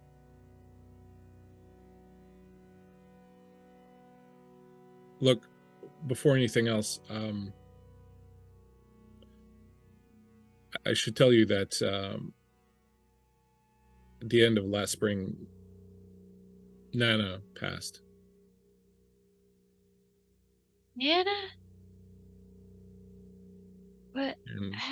How? When? She started being ill at the end of the winter. She had difficulty breathing. When she breathed, it sounded like water was in her lungs. It was just, it didn't last very long. She stopped eating, and there's nothing anyone could do. Even Ulrich was not able to help her. We thought of sending out for help to Dale to maybe get someone to come and see to her, but before we could even get that organized, she went very peaceful in her bed. Very early in the morning, Grandpa was with her. He's not doing so good either, to be honest, but he's still with us. Oh, Joris, I'm so sorry, Joris. And like she goes to offer a hug if Joris would take one. She's kind of a little bit resistant at first, but eventually she kind of accepts it, and in moments she just starts like, silently sobbing, like her entire body is shaking. She's not crying out loud, you can't hear any sounds, but you just feel her body completely just sort of shaking against you, very, very strongly. And you can tell that there's like weeks and months and like tons of just pent up emotion that's just being released right now in this embrace that you're giving her. And in the moment, sensing her sister's need, Jorah, a few tears fall, but they are choked back so that she can hold strength for her sister in this moment of loss and mourning. Falco is a little uncomfortable. I think he's in a very intimate moment, but I think he's gonna, I don't know if Jorah's like hunched over hugging or whatever, but he's gonna put a hand on her back or shoulder to just be like, "Hey, I'm here," and that's it. After a few moments, your sister will stop shaking, and when she kind of looks up, you can tell she hasn't cried. Like it was just really like kind of a physical release. And sorry. Look, Jorah, a lot's been going on.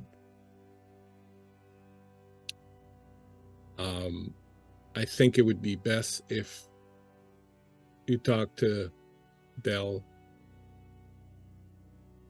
I think he's probably the one that can tell you.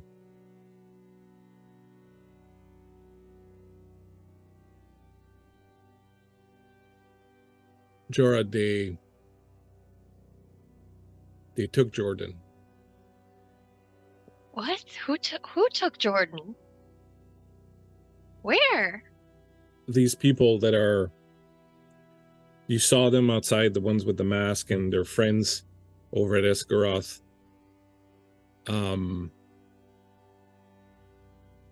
They just kind of appeared suddenly, kind of out of nowhere, and before you know it, they'd kind of taken over the town. And well, you should really talk to Del. You didn't know anything about this, so you're telling me you and your friends are not here to help? Well, we are here to help, but we didn't know exactly what was going on. We were sent here because, and she kind of looks around. Are we? Right. Is there... Look, go back to your friends. Give me a few minutes. I'm going to reach out to Del, and I'm going to see if I can get you to meet him. Well, yeah, where is he? Why isn't he here? And where's Mom and Dad? Mom and Dad are at home. Del is at City Hall. Well, can we just meet him there? Probably best if we try to do this a bit more subtly. Del is master of Lake Town now. And Jorah's jaw dropped. What?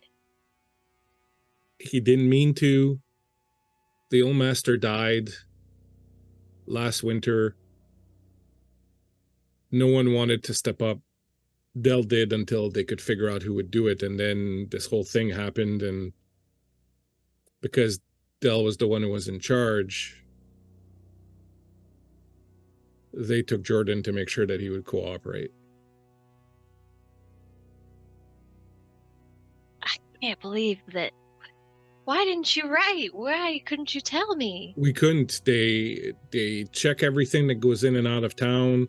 Look, go back to your friends. Just be ready to move. I'm gonna go and try to see if we can arrange a meeting with you and Dell and maybe Ulrich, and see. He'll be able to tell you more what's going on.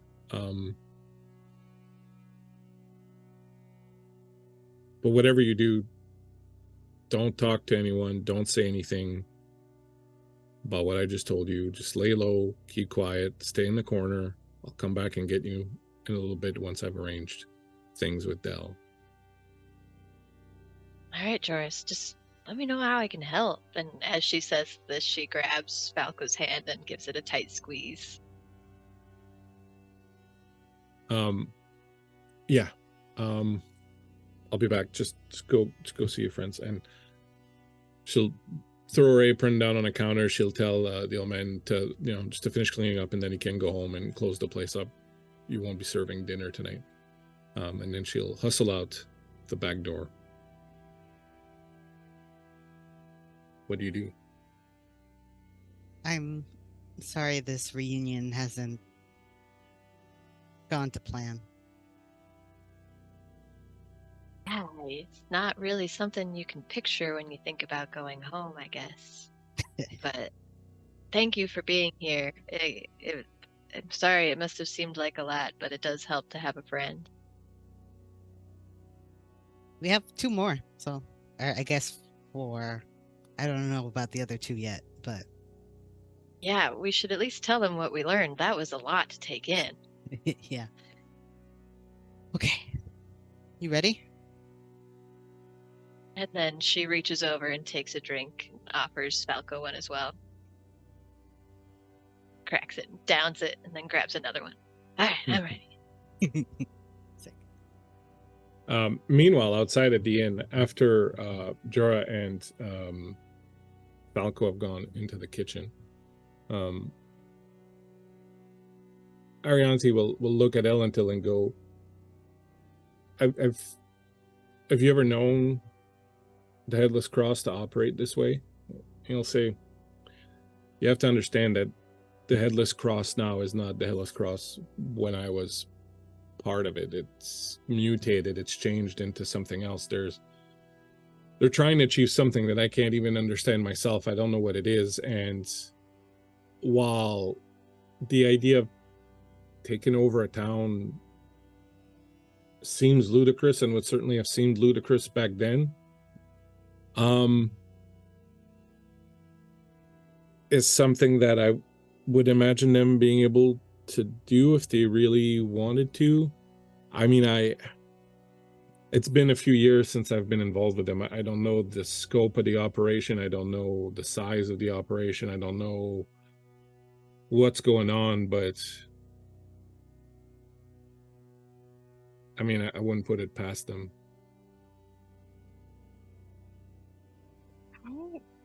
How did a force like this... I just don't understand how we got here. Not we, but like in general. I mean, you'd think that a large force like this would have been on someone's radar before taking over a town could happen. Well, you have to understand that ever since the Headless Cross changed from being a group of treasure hunters to being this cult of Thaz and Kel,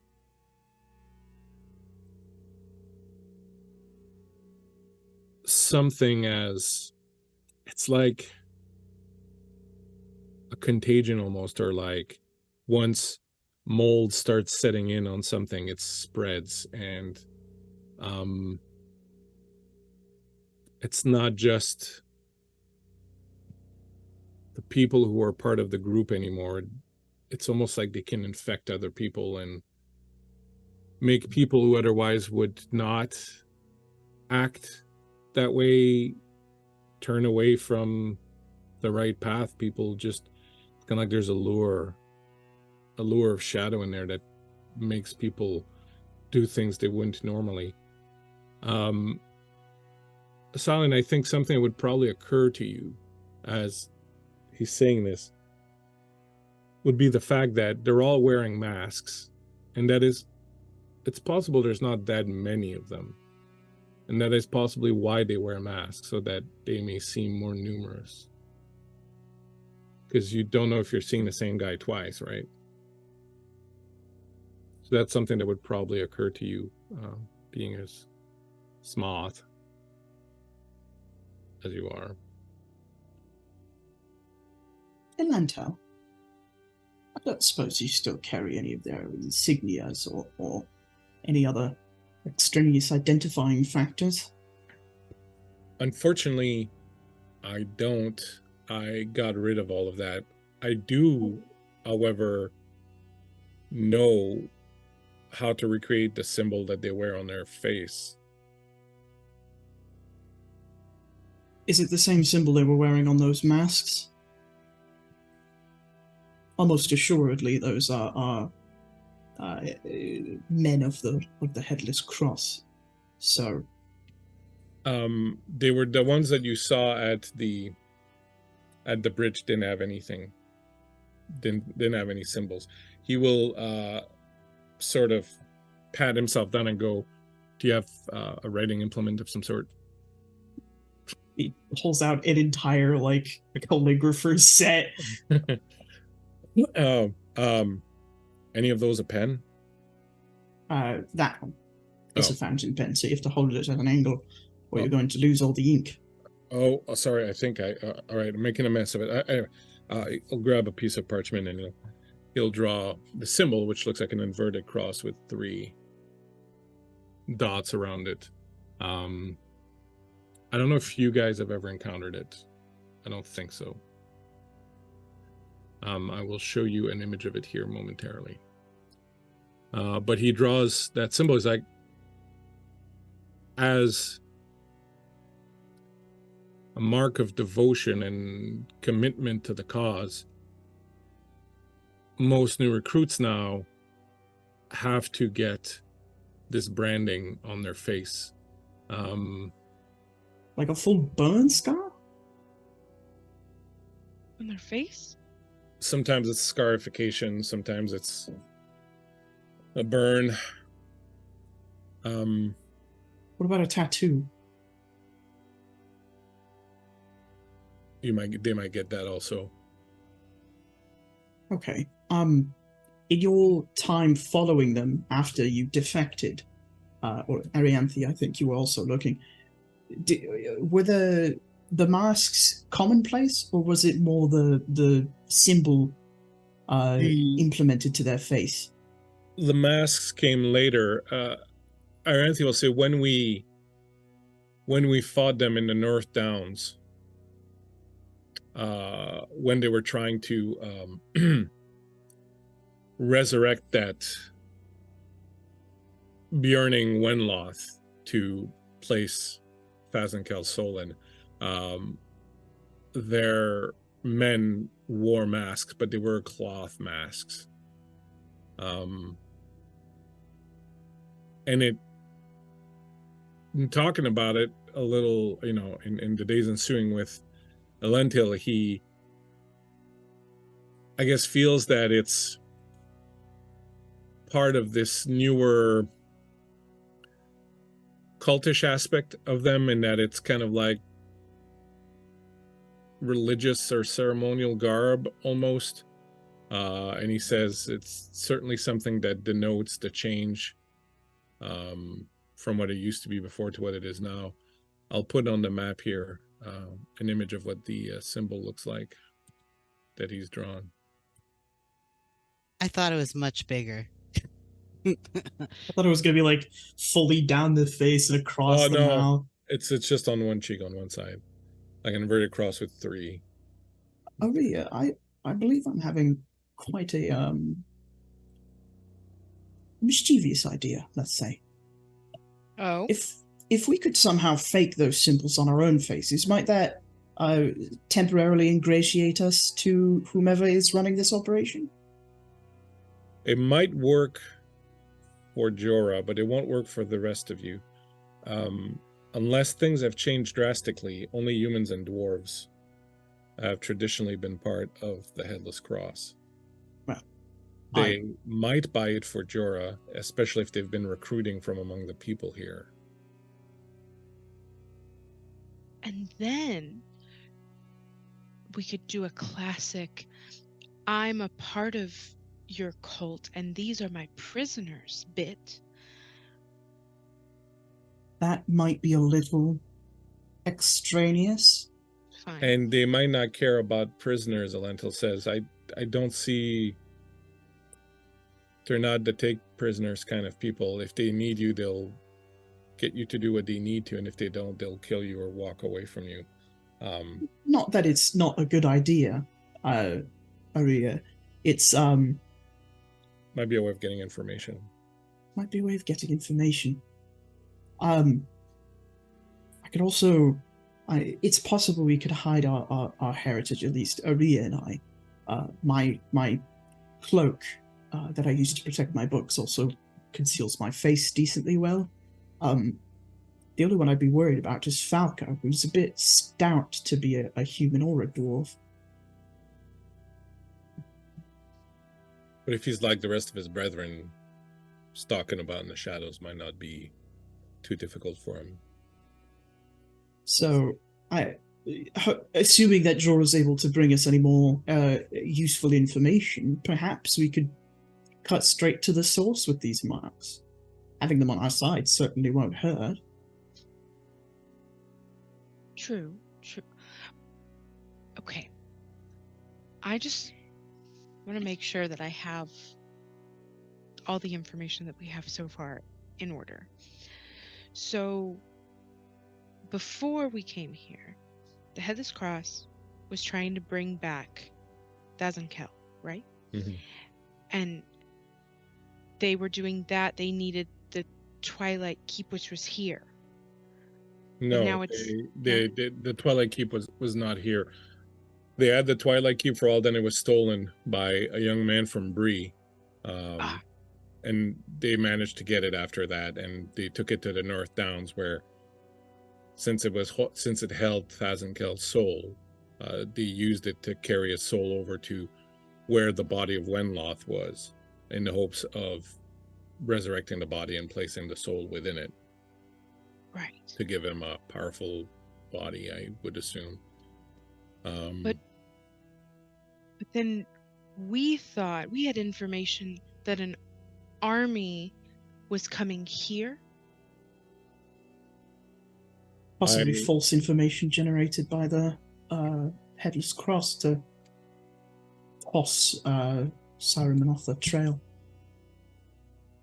Arianthi will say, yeah, I've not heard of any sort of army or anything of that nature. This was all information that you brought to the table. We were simply pursuing, after the events in the North Downs, when Thazenkel's soul ended up being invested instead of in Wenloth in the head cultist there, Asfred. Asfred came here, and so we were following her here. We never heard of any sort of force marching on the town or anything like that. That was information that you got from your patron, I guess, Saruman. Well, we got it from Saruman's right hand, which I'm currently maybe coming to an erroneous assumption about his loyalties. Because it baffles me that Saruman would have come into this information any other extraneous way if it didn't exist in the first place. But you said you were ambushed, right, on the way here? So just for ease of sake, I will say that at this point, Falco and the others are about to join you. But Arianthi also, and you said you were ambushed on the way here, before you were able to connect with By 5 stone golems and a Nazgul. in a Nazgul. Oh. We were set up. This was What the do you- only way to get to the location that we were going to go, so those trolls and that Nazgul were sent to wait for us. What do you mean we were set up? That gentleman supposedly worked for Saruman. Odds, dollars to donuts, probably sent us here to get us killed. So the only reason we were coming this way was to just be taken out? If I had to wager a guess, and again, this is all purely conjecture, I would imagine Saruman had concerns about the Headless Cross, sent this gentleman to come to us. This gentleman, being, of course, invested in the success of resurrecting their wonderful little necromancer leader, planted us false information about an army and sent an Nazgul there to kill us. But if that's Okay. true, a Nazgul, it means that there are very powerful forces on the side of Shadow that have taken an interest in this. Have you seen the state of this town? That's the other part that I don't get. Why just take over this town? They must be planning something. They need Lake Town, either for its historical importance, or there's something hidden here that they want and can't find without someone. I will say that Jorah and Falco reappear at this particular juncture.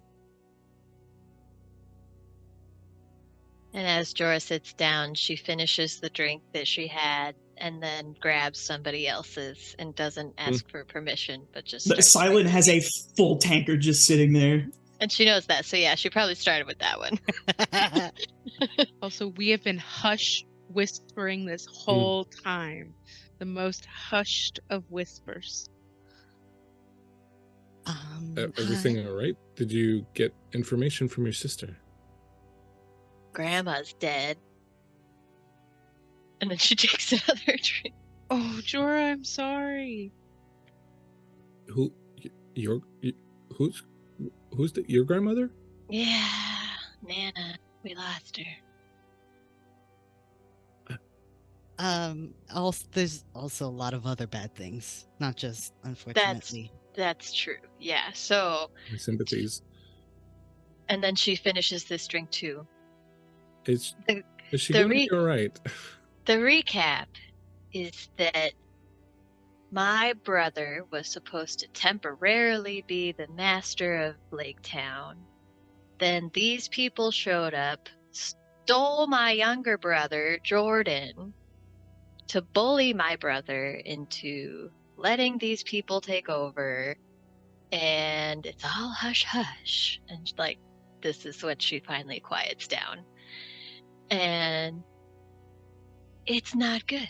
So That's I it think that Aelfrith and our mentors were right. We do need to be here. And then she's reaching for another drink. I will say also that at the moment when you kind of hush back down after like your little outburst, a moment later you hear scraping as a couple of men from one of the tables get up and leave the inn. Our time is limited. Yeah. I'm gonna say I'll be right back. I want to go slip out and like I want to see if they're gonna go tell anybody what's going on. So you'll go out and find a way to just sort of slip out quietly. You see them pause momentarily outside and kind of talk to each other instead of, kind of like goodbyes, perhaps, something like that, but not as formal as that kind of makes it sound. Then they split up and sort of head off into different directions.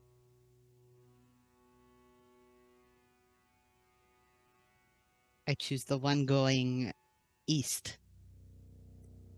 As you start going towards the east. You round around the corner of the inn, and just as you do, you bump right into Jordis, who is coming back towards the inn, and the two of you kind of bump into each other. And she's like, "Oh, I didn't see you there.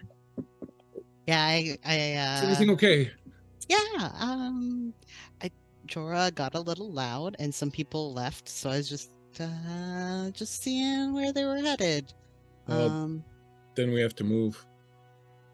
It's impossible to know who to trust. The ones in masks, you can't trust them, but they have others. They have others who've joined their cause who don't wear masks and blend in. Has anyone from Lake Town joined? Unfortunately, several people have.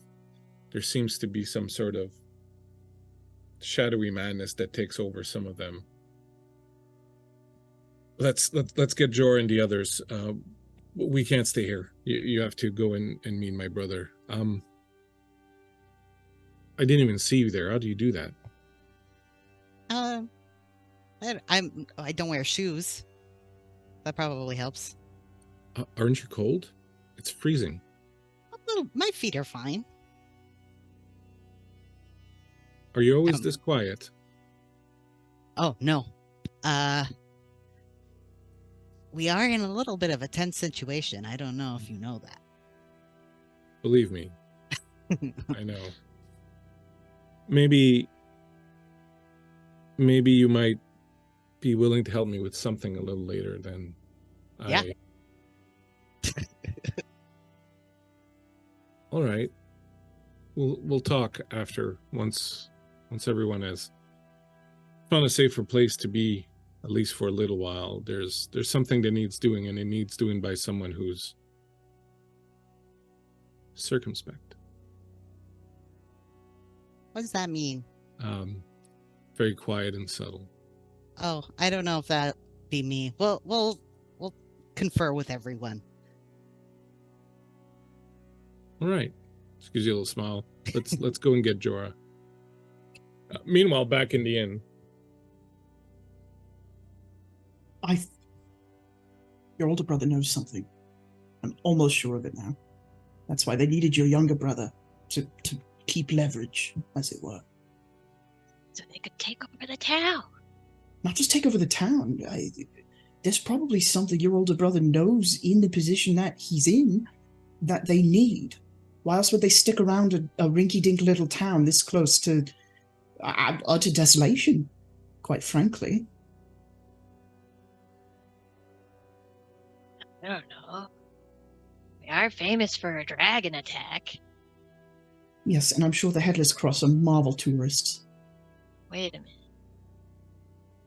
This doesn't have anything to do with the body of a dragon, you think?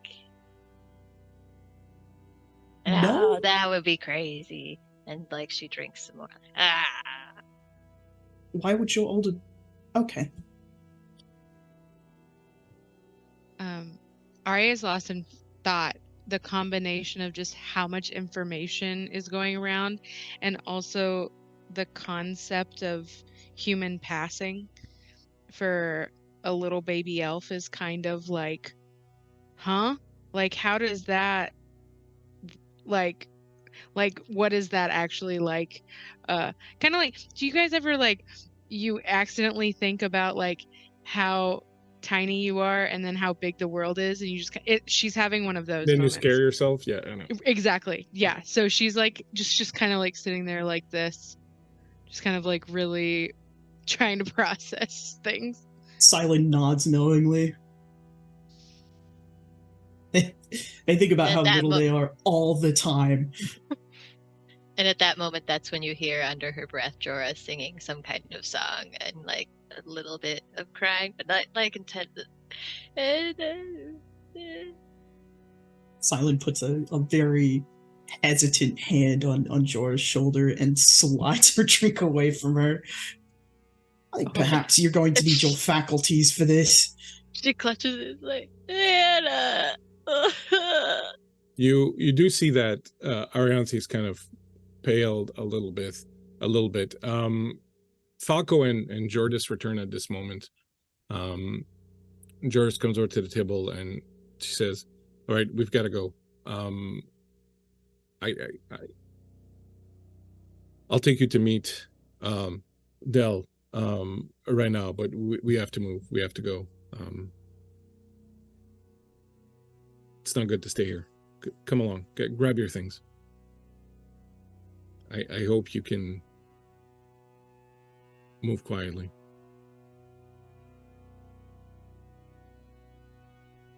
Okay, Joris.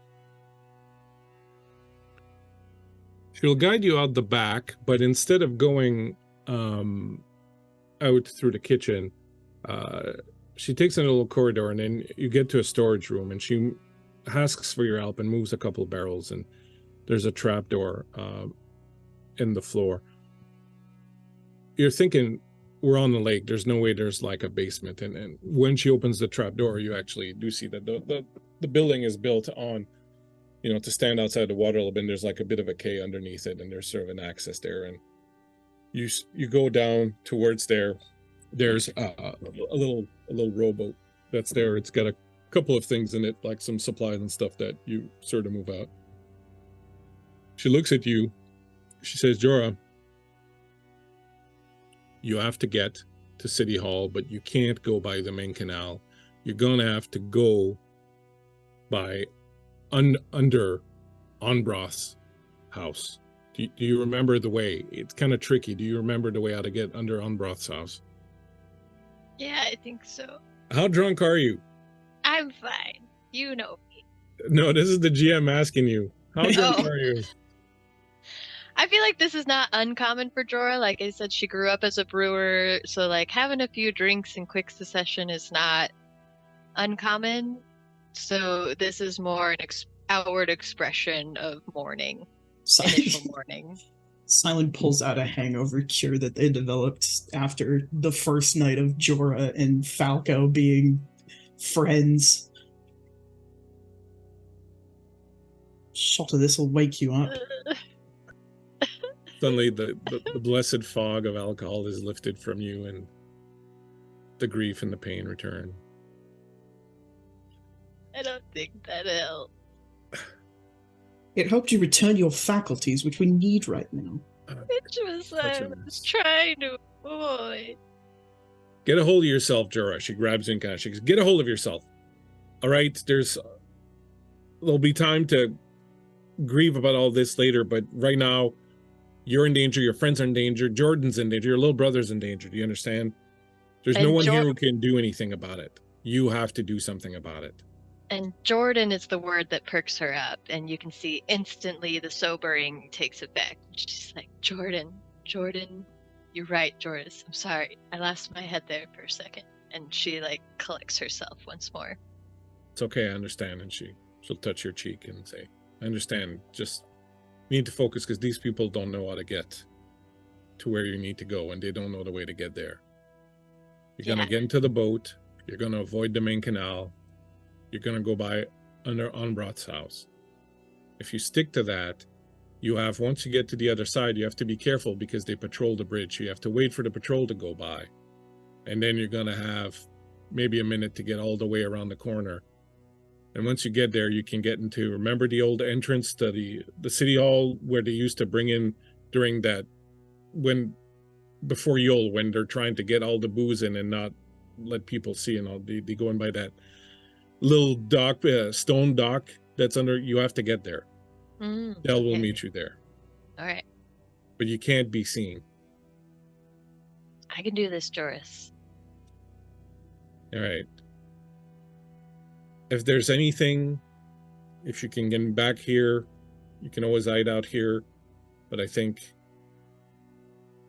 just for the sake of everyone, it's probably best if you don't come back. But if you get into real trouble, obviously, come back and find us. But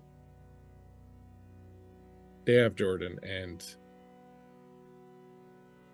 they haven't been cruel yet, but it's clear that they could be. We won't let that happen, Joris. All right, get in. And as you're getting into the little rowboat, she'll kind of grab you, Falco, a little bit by the arm, and she'll say, I'll send a message for you later. I do the salute Again. So you'll take off along the canal. By this point, it's getting close to evening. It's a little, being winter and everything, it's already kind of a little dark. So you get a little bit of an advantage. I don't suppose any of you have any sort of shipcraft ability. Oh, no way. I don't. do. Nice. My background is maker of ships. Aha. Let me. How fortuitous. Yeah. So, I've studied ships. That's kind of it. It gave me some like proficiencies and skill and tool proficiencies. Yeah. That's fine. I will totally say that you totally know how to handle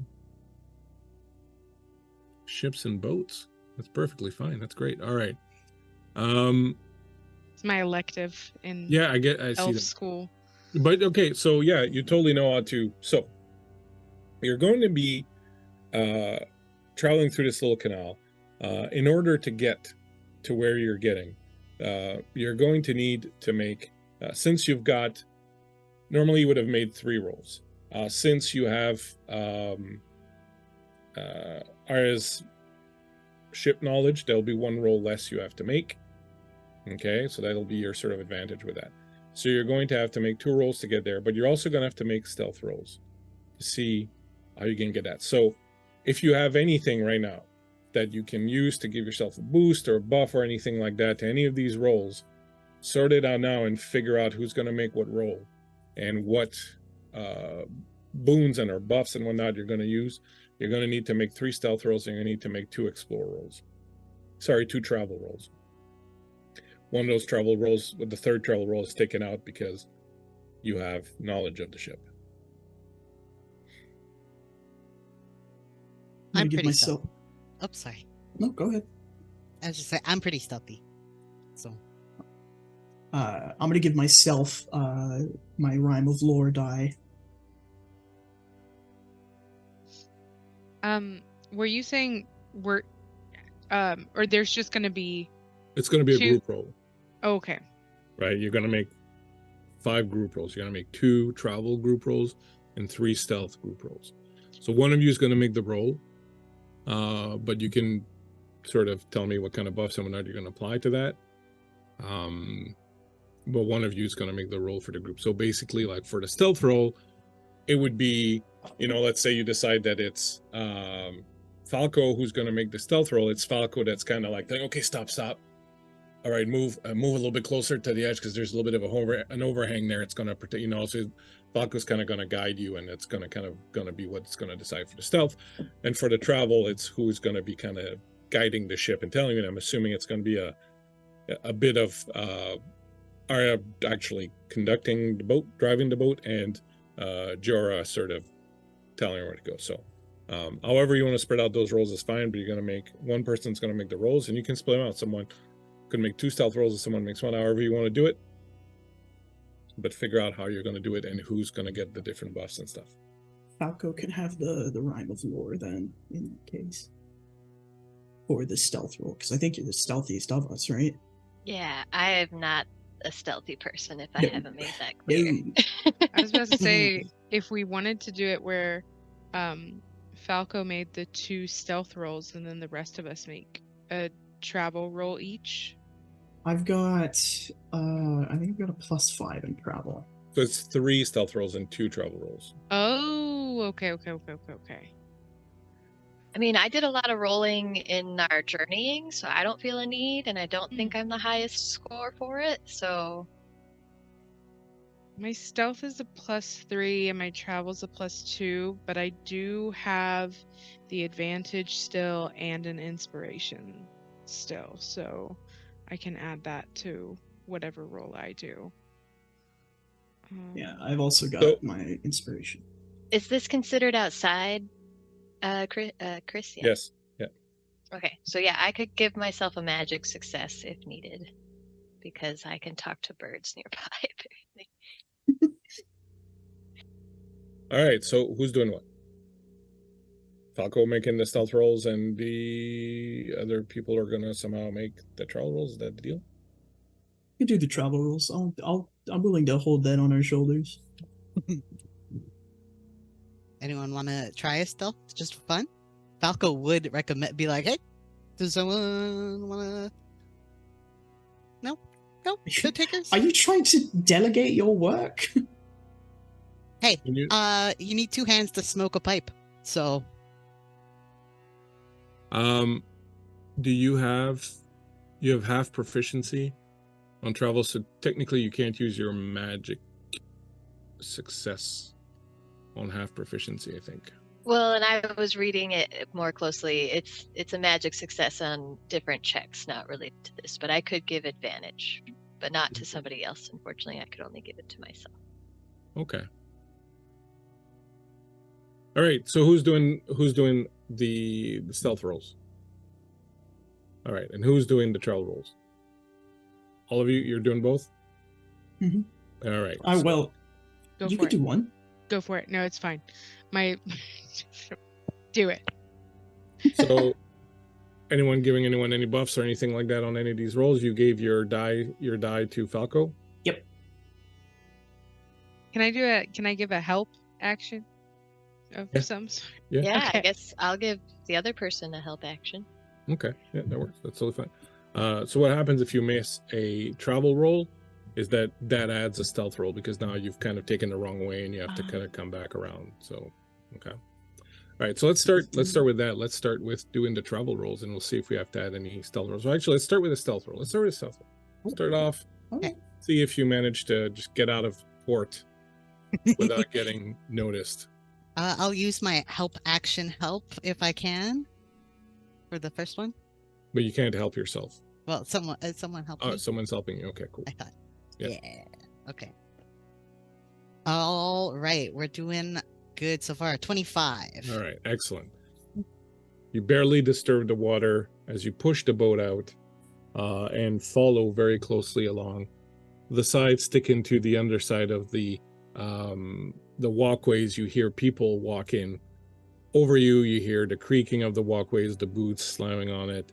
It's difficult to tell who's there, but you do constantly have people kind of walking over you, but you manage to kind of slip through without anyone really noticing. So let's see if Jorah remembers how to find the house you're supposed to go under. So give me a travel roll, whoever's making it. I'll take the help action on this one. Okay. That is going to be a 19.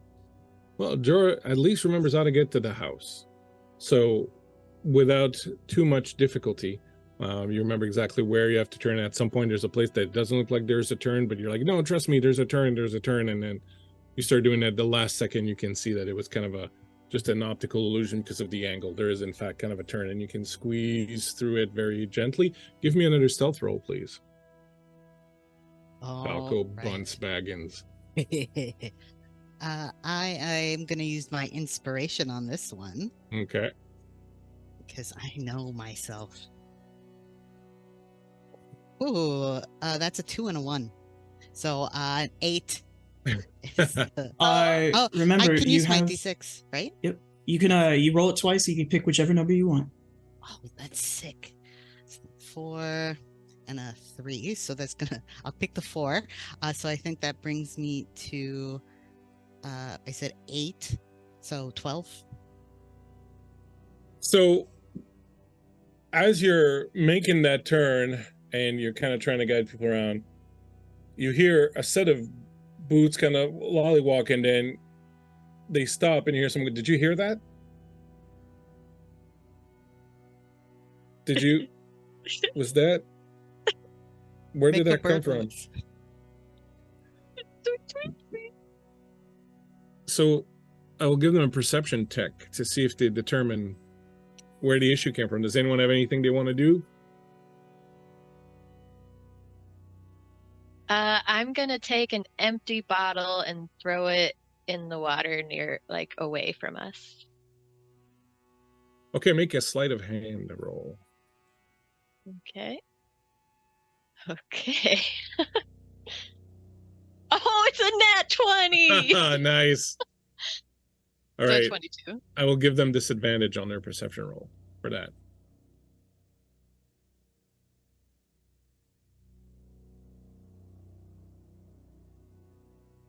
It's probably just a fish. Fish are not jumping out of the water. This time there's ice everywhere, you dumb idiot. Well, it's certainly not a boat. They know better than to be driving around on a boat. Yeah, I'm not too sure about that. I think we should go check it out. I'm telling you, man, we're wasting our time. Look, it's freezing. I just want to get back to the barracks and get warm.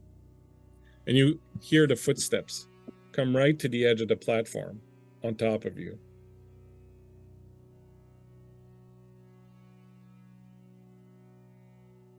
Yeah, all right. Let's go.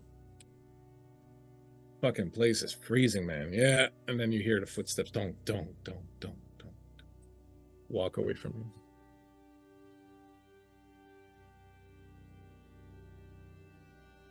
That one was for Dana. You cannot start crying right now. I'm not. You find the house you're supposed to move under, and you realize that there is just enough space in between two of the pillars that are support the house to kind of get the boat through. So give me another travel roll, your second travel roll now, to see if you can pilot your way through this and then find your way to the stone pier beneath City Hall. Yeah. That's beautiful. That's gonna be a 24. Oh. Without any issues whatsoever, you manage to navigate right through. You see City Hall. You manage to kind of guide your boat just along. No one notices you, but we need one final stealth roll to see if you manage to slip in.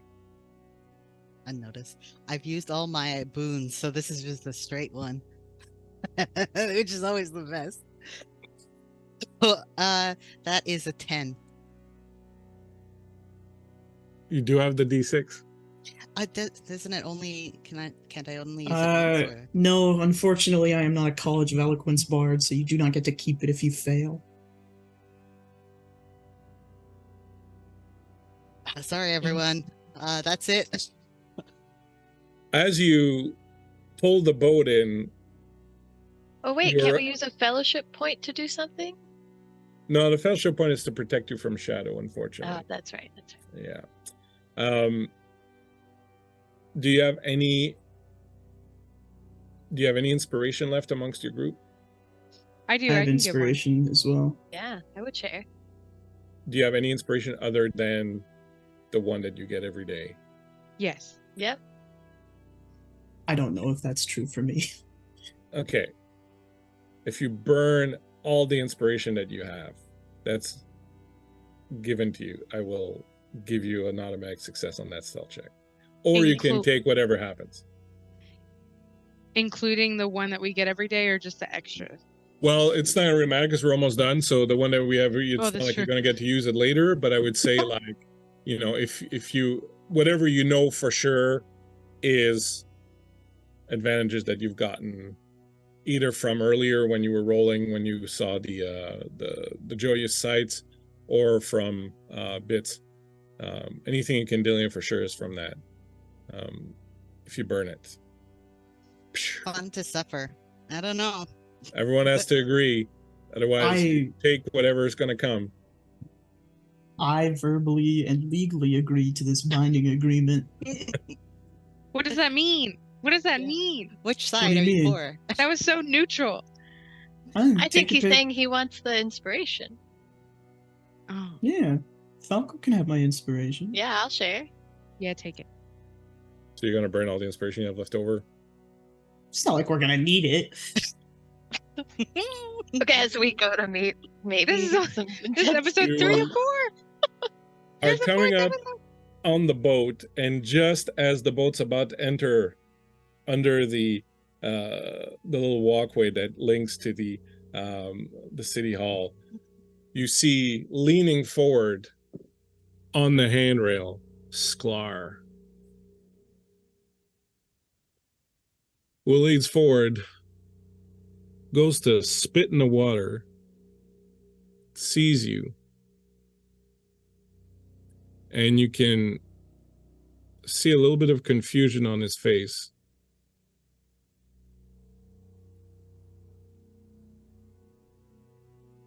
And then he gives a little gives a little smile and a wink, and he spits in the water again, and he stands up and he turns around.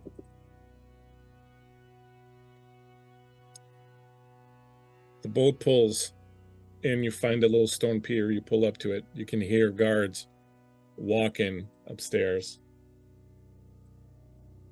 There's a small door there that's about half size of a normal door, and it's really just meant to push through supplies usually. The door opens. You see the face of a man who has a family resemblance to Jorah, except that he looks a little bit older, and he's got a little bit of gray in his blonde hair and beard. And he leans out the door, and he goes, "I think you better come in here. But be careful. They just left. They know something's going on.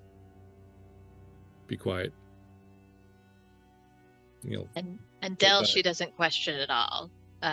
Del is short for Jor-Del, Jorah's oldest brother, who's in his 40s.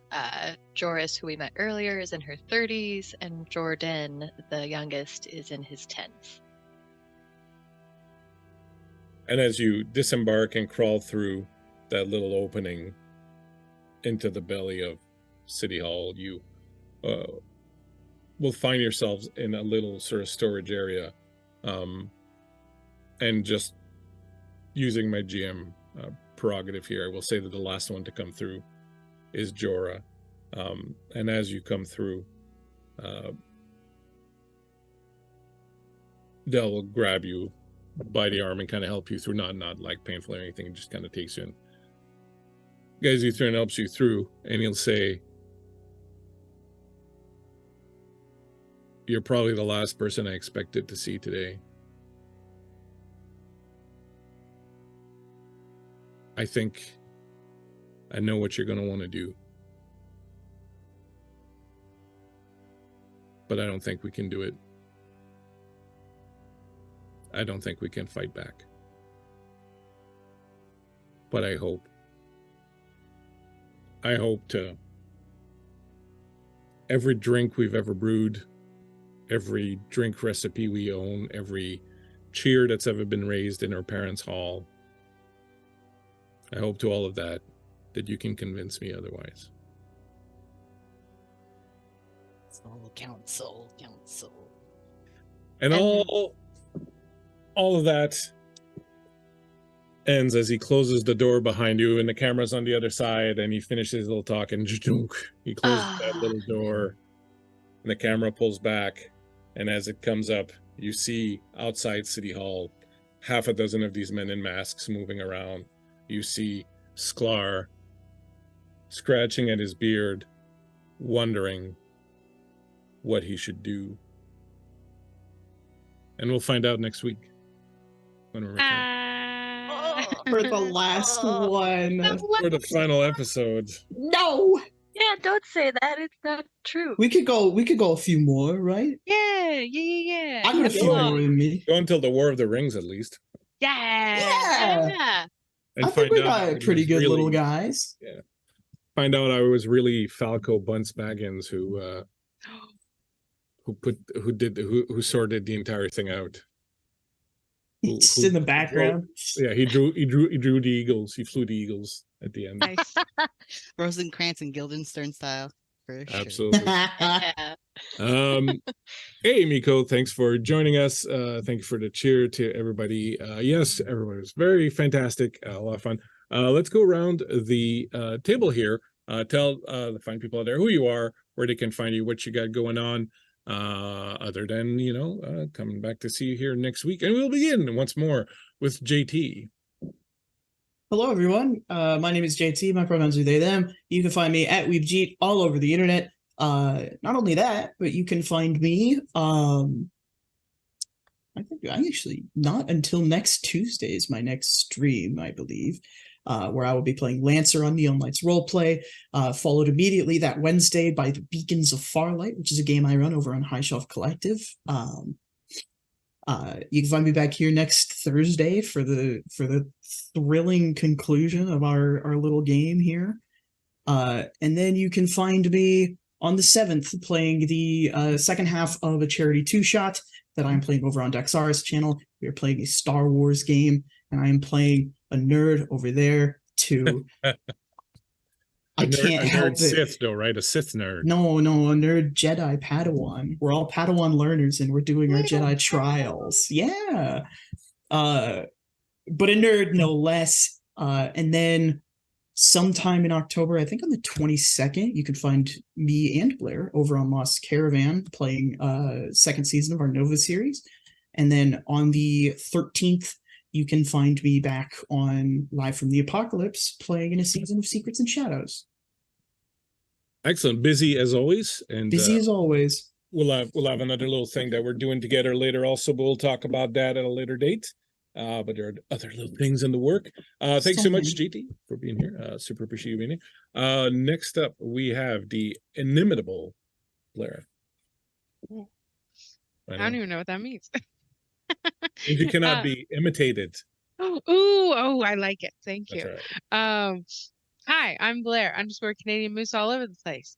I am actually entering a month of not a lot, which I'm a little excited about because that means that I get to go do real life fall stuff, which I'm kind of excited about. This is like one of my first falls in New York State, so I'm like fall things. Yeah. If you don't know, I'm originally from Texas, so this is brand new territory. Yeah. Enjoy it. You're gonna love it.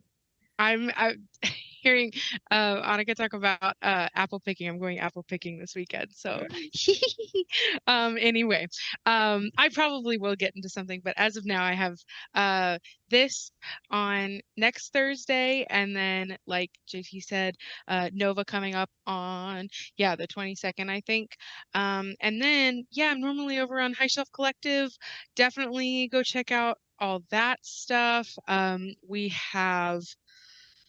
I think we've had 3 new series drop, and then October is kind of like when we have kind of like a in the summer we don't even plan this. We like take a break, and then October to December is like, wow, so much stuff. So there's stuff coming for spooky month, so definitely check that out.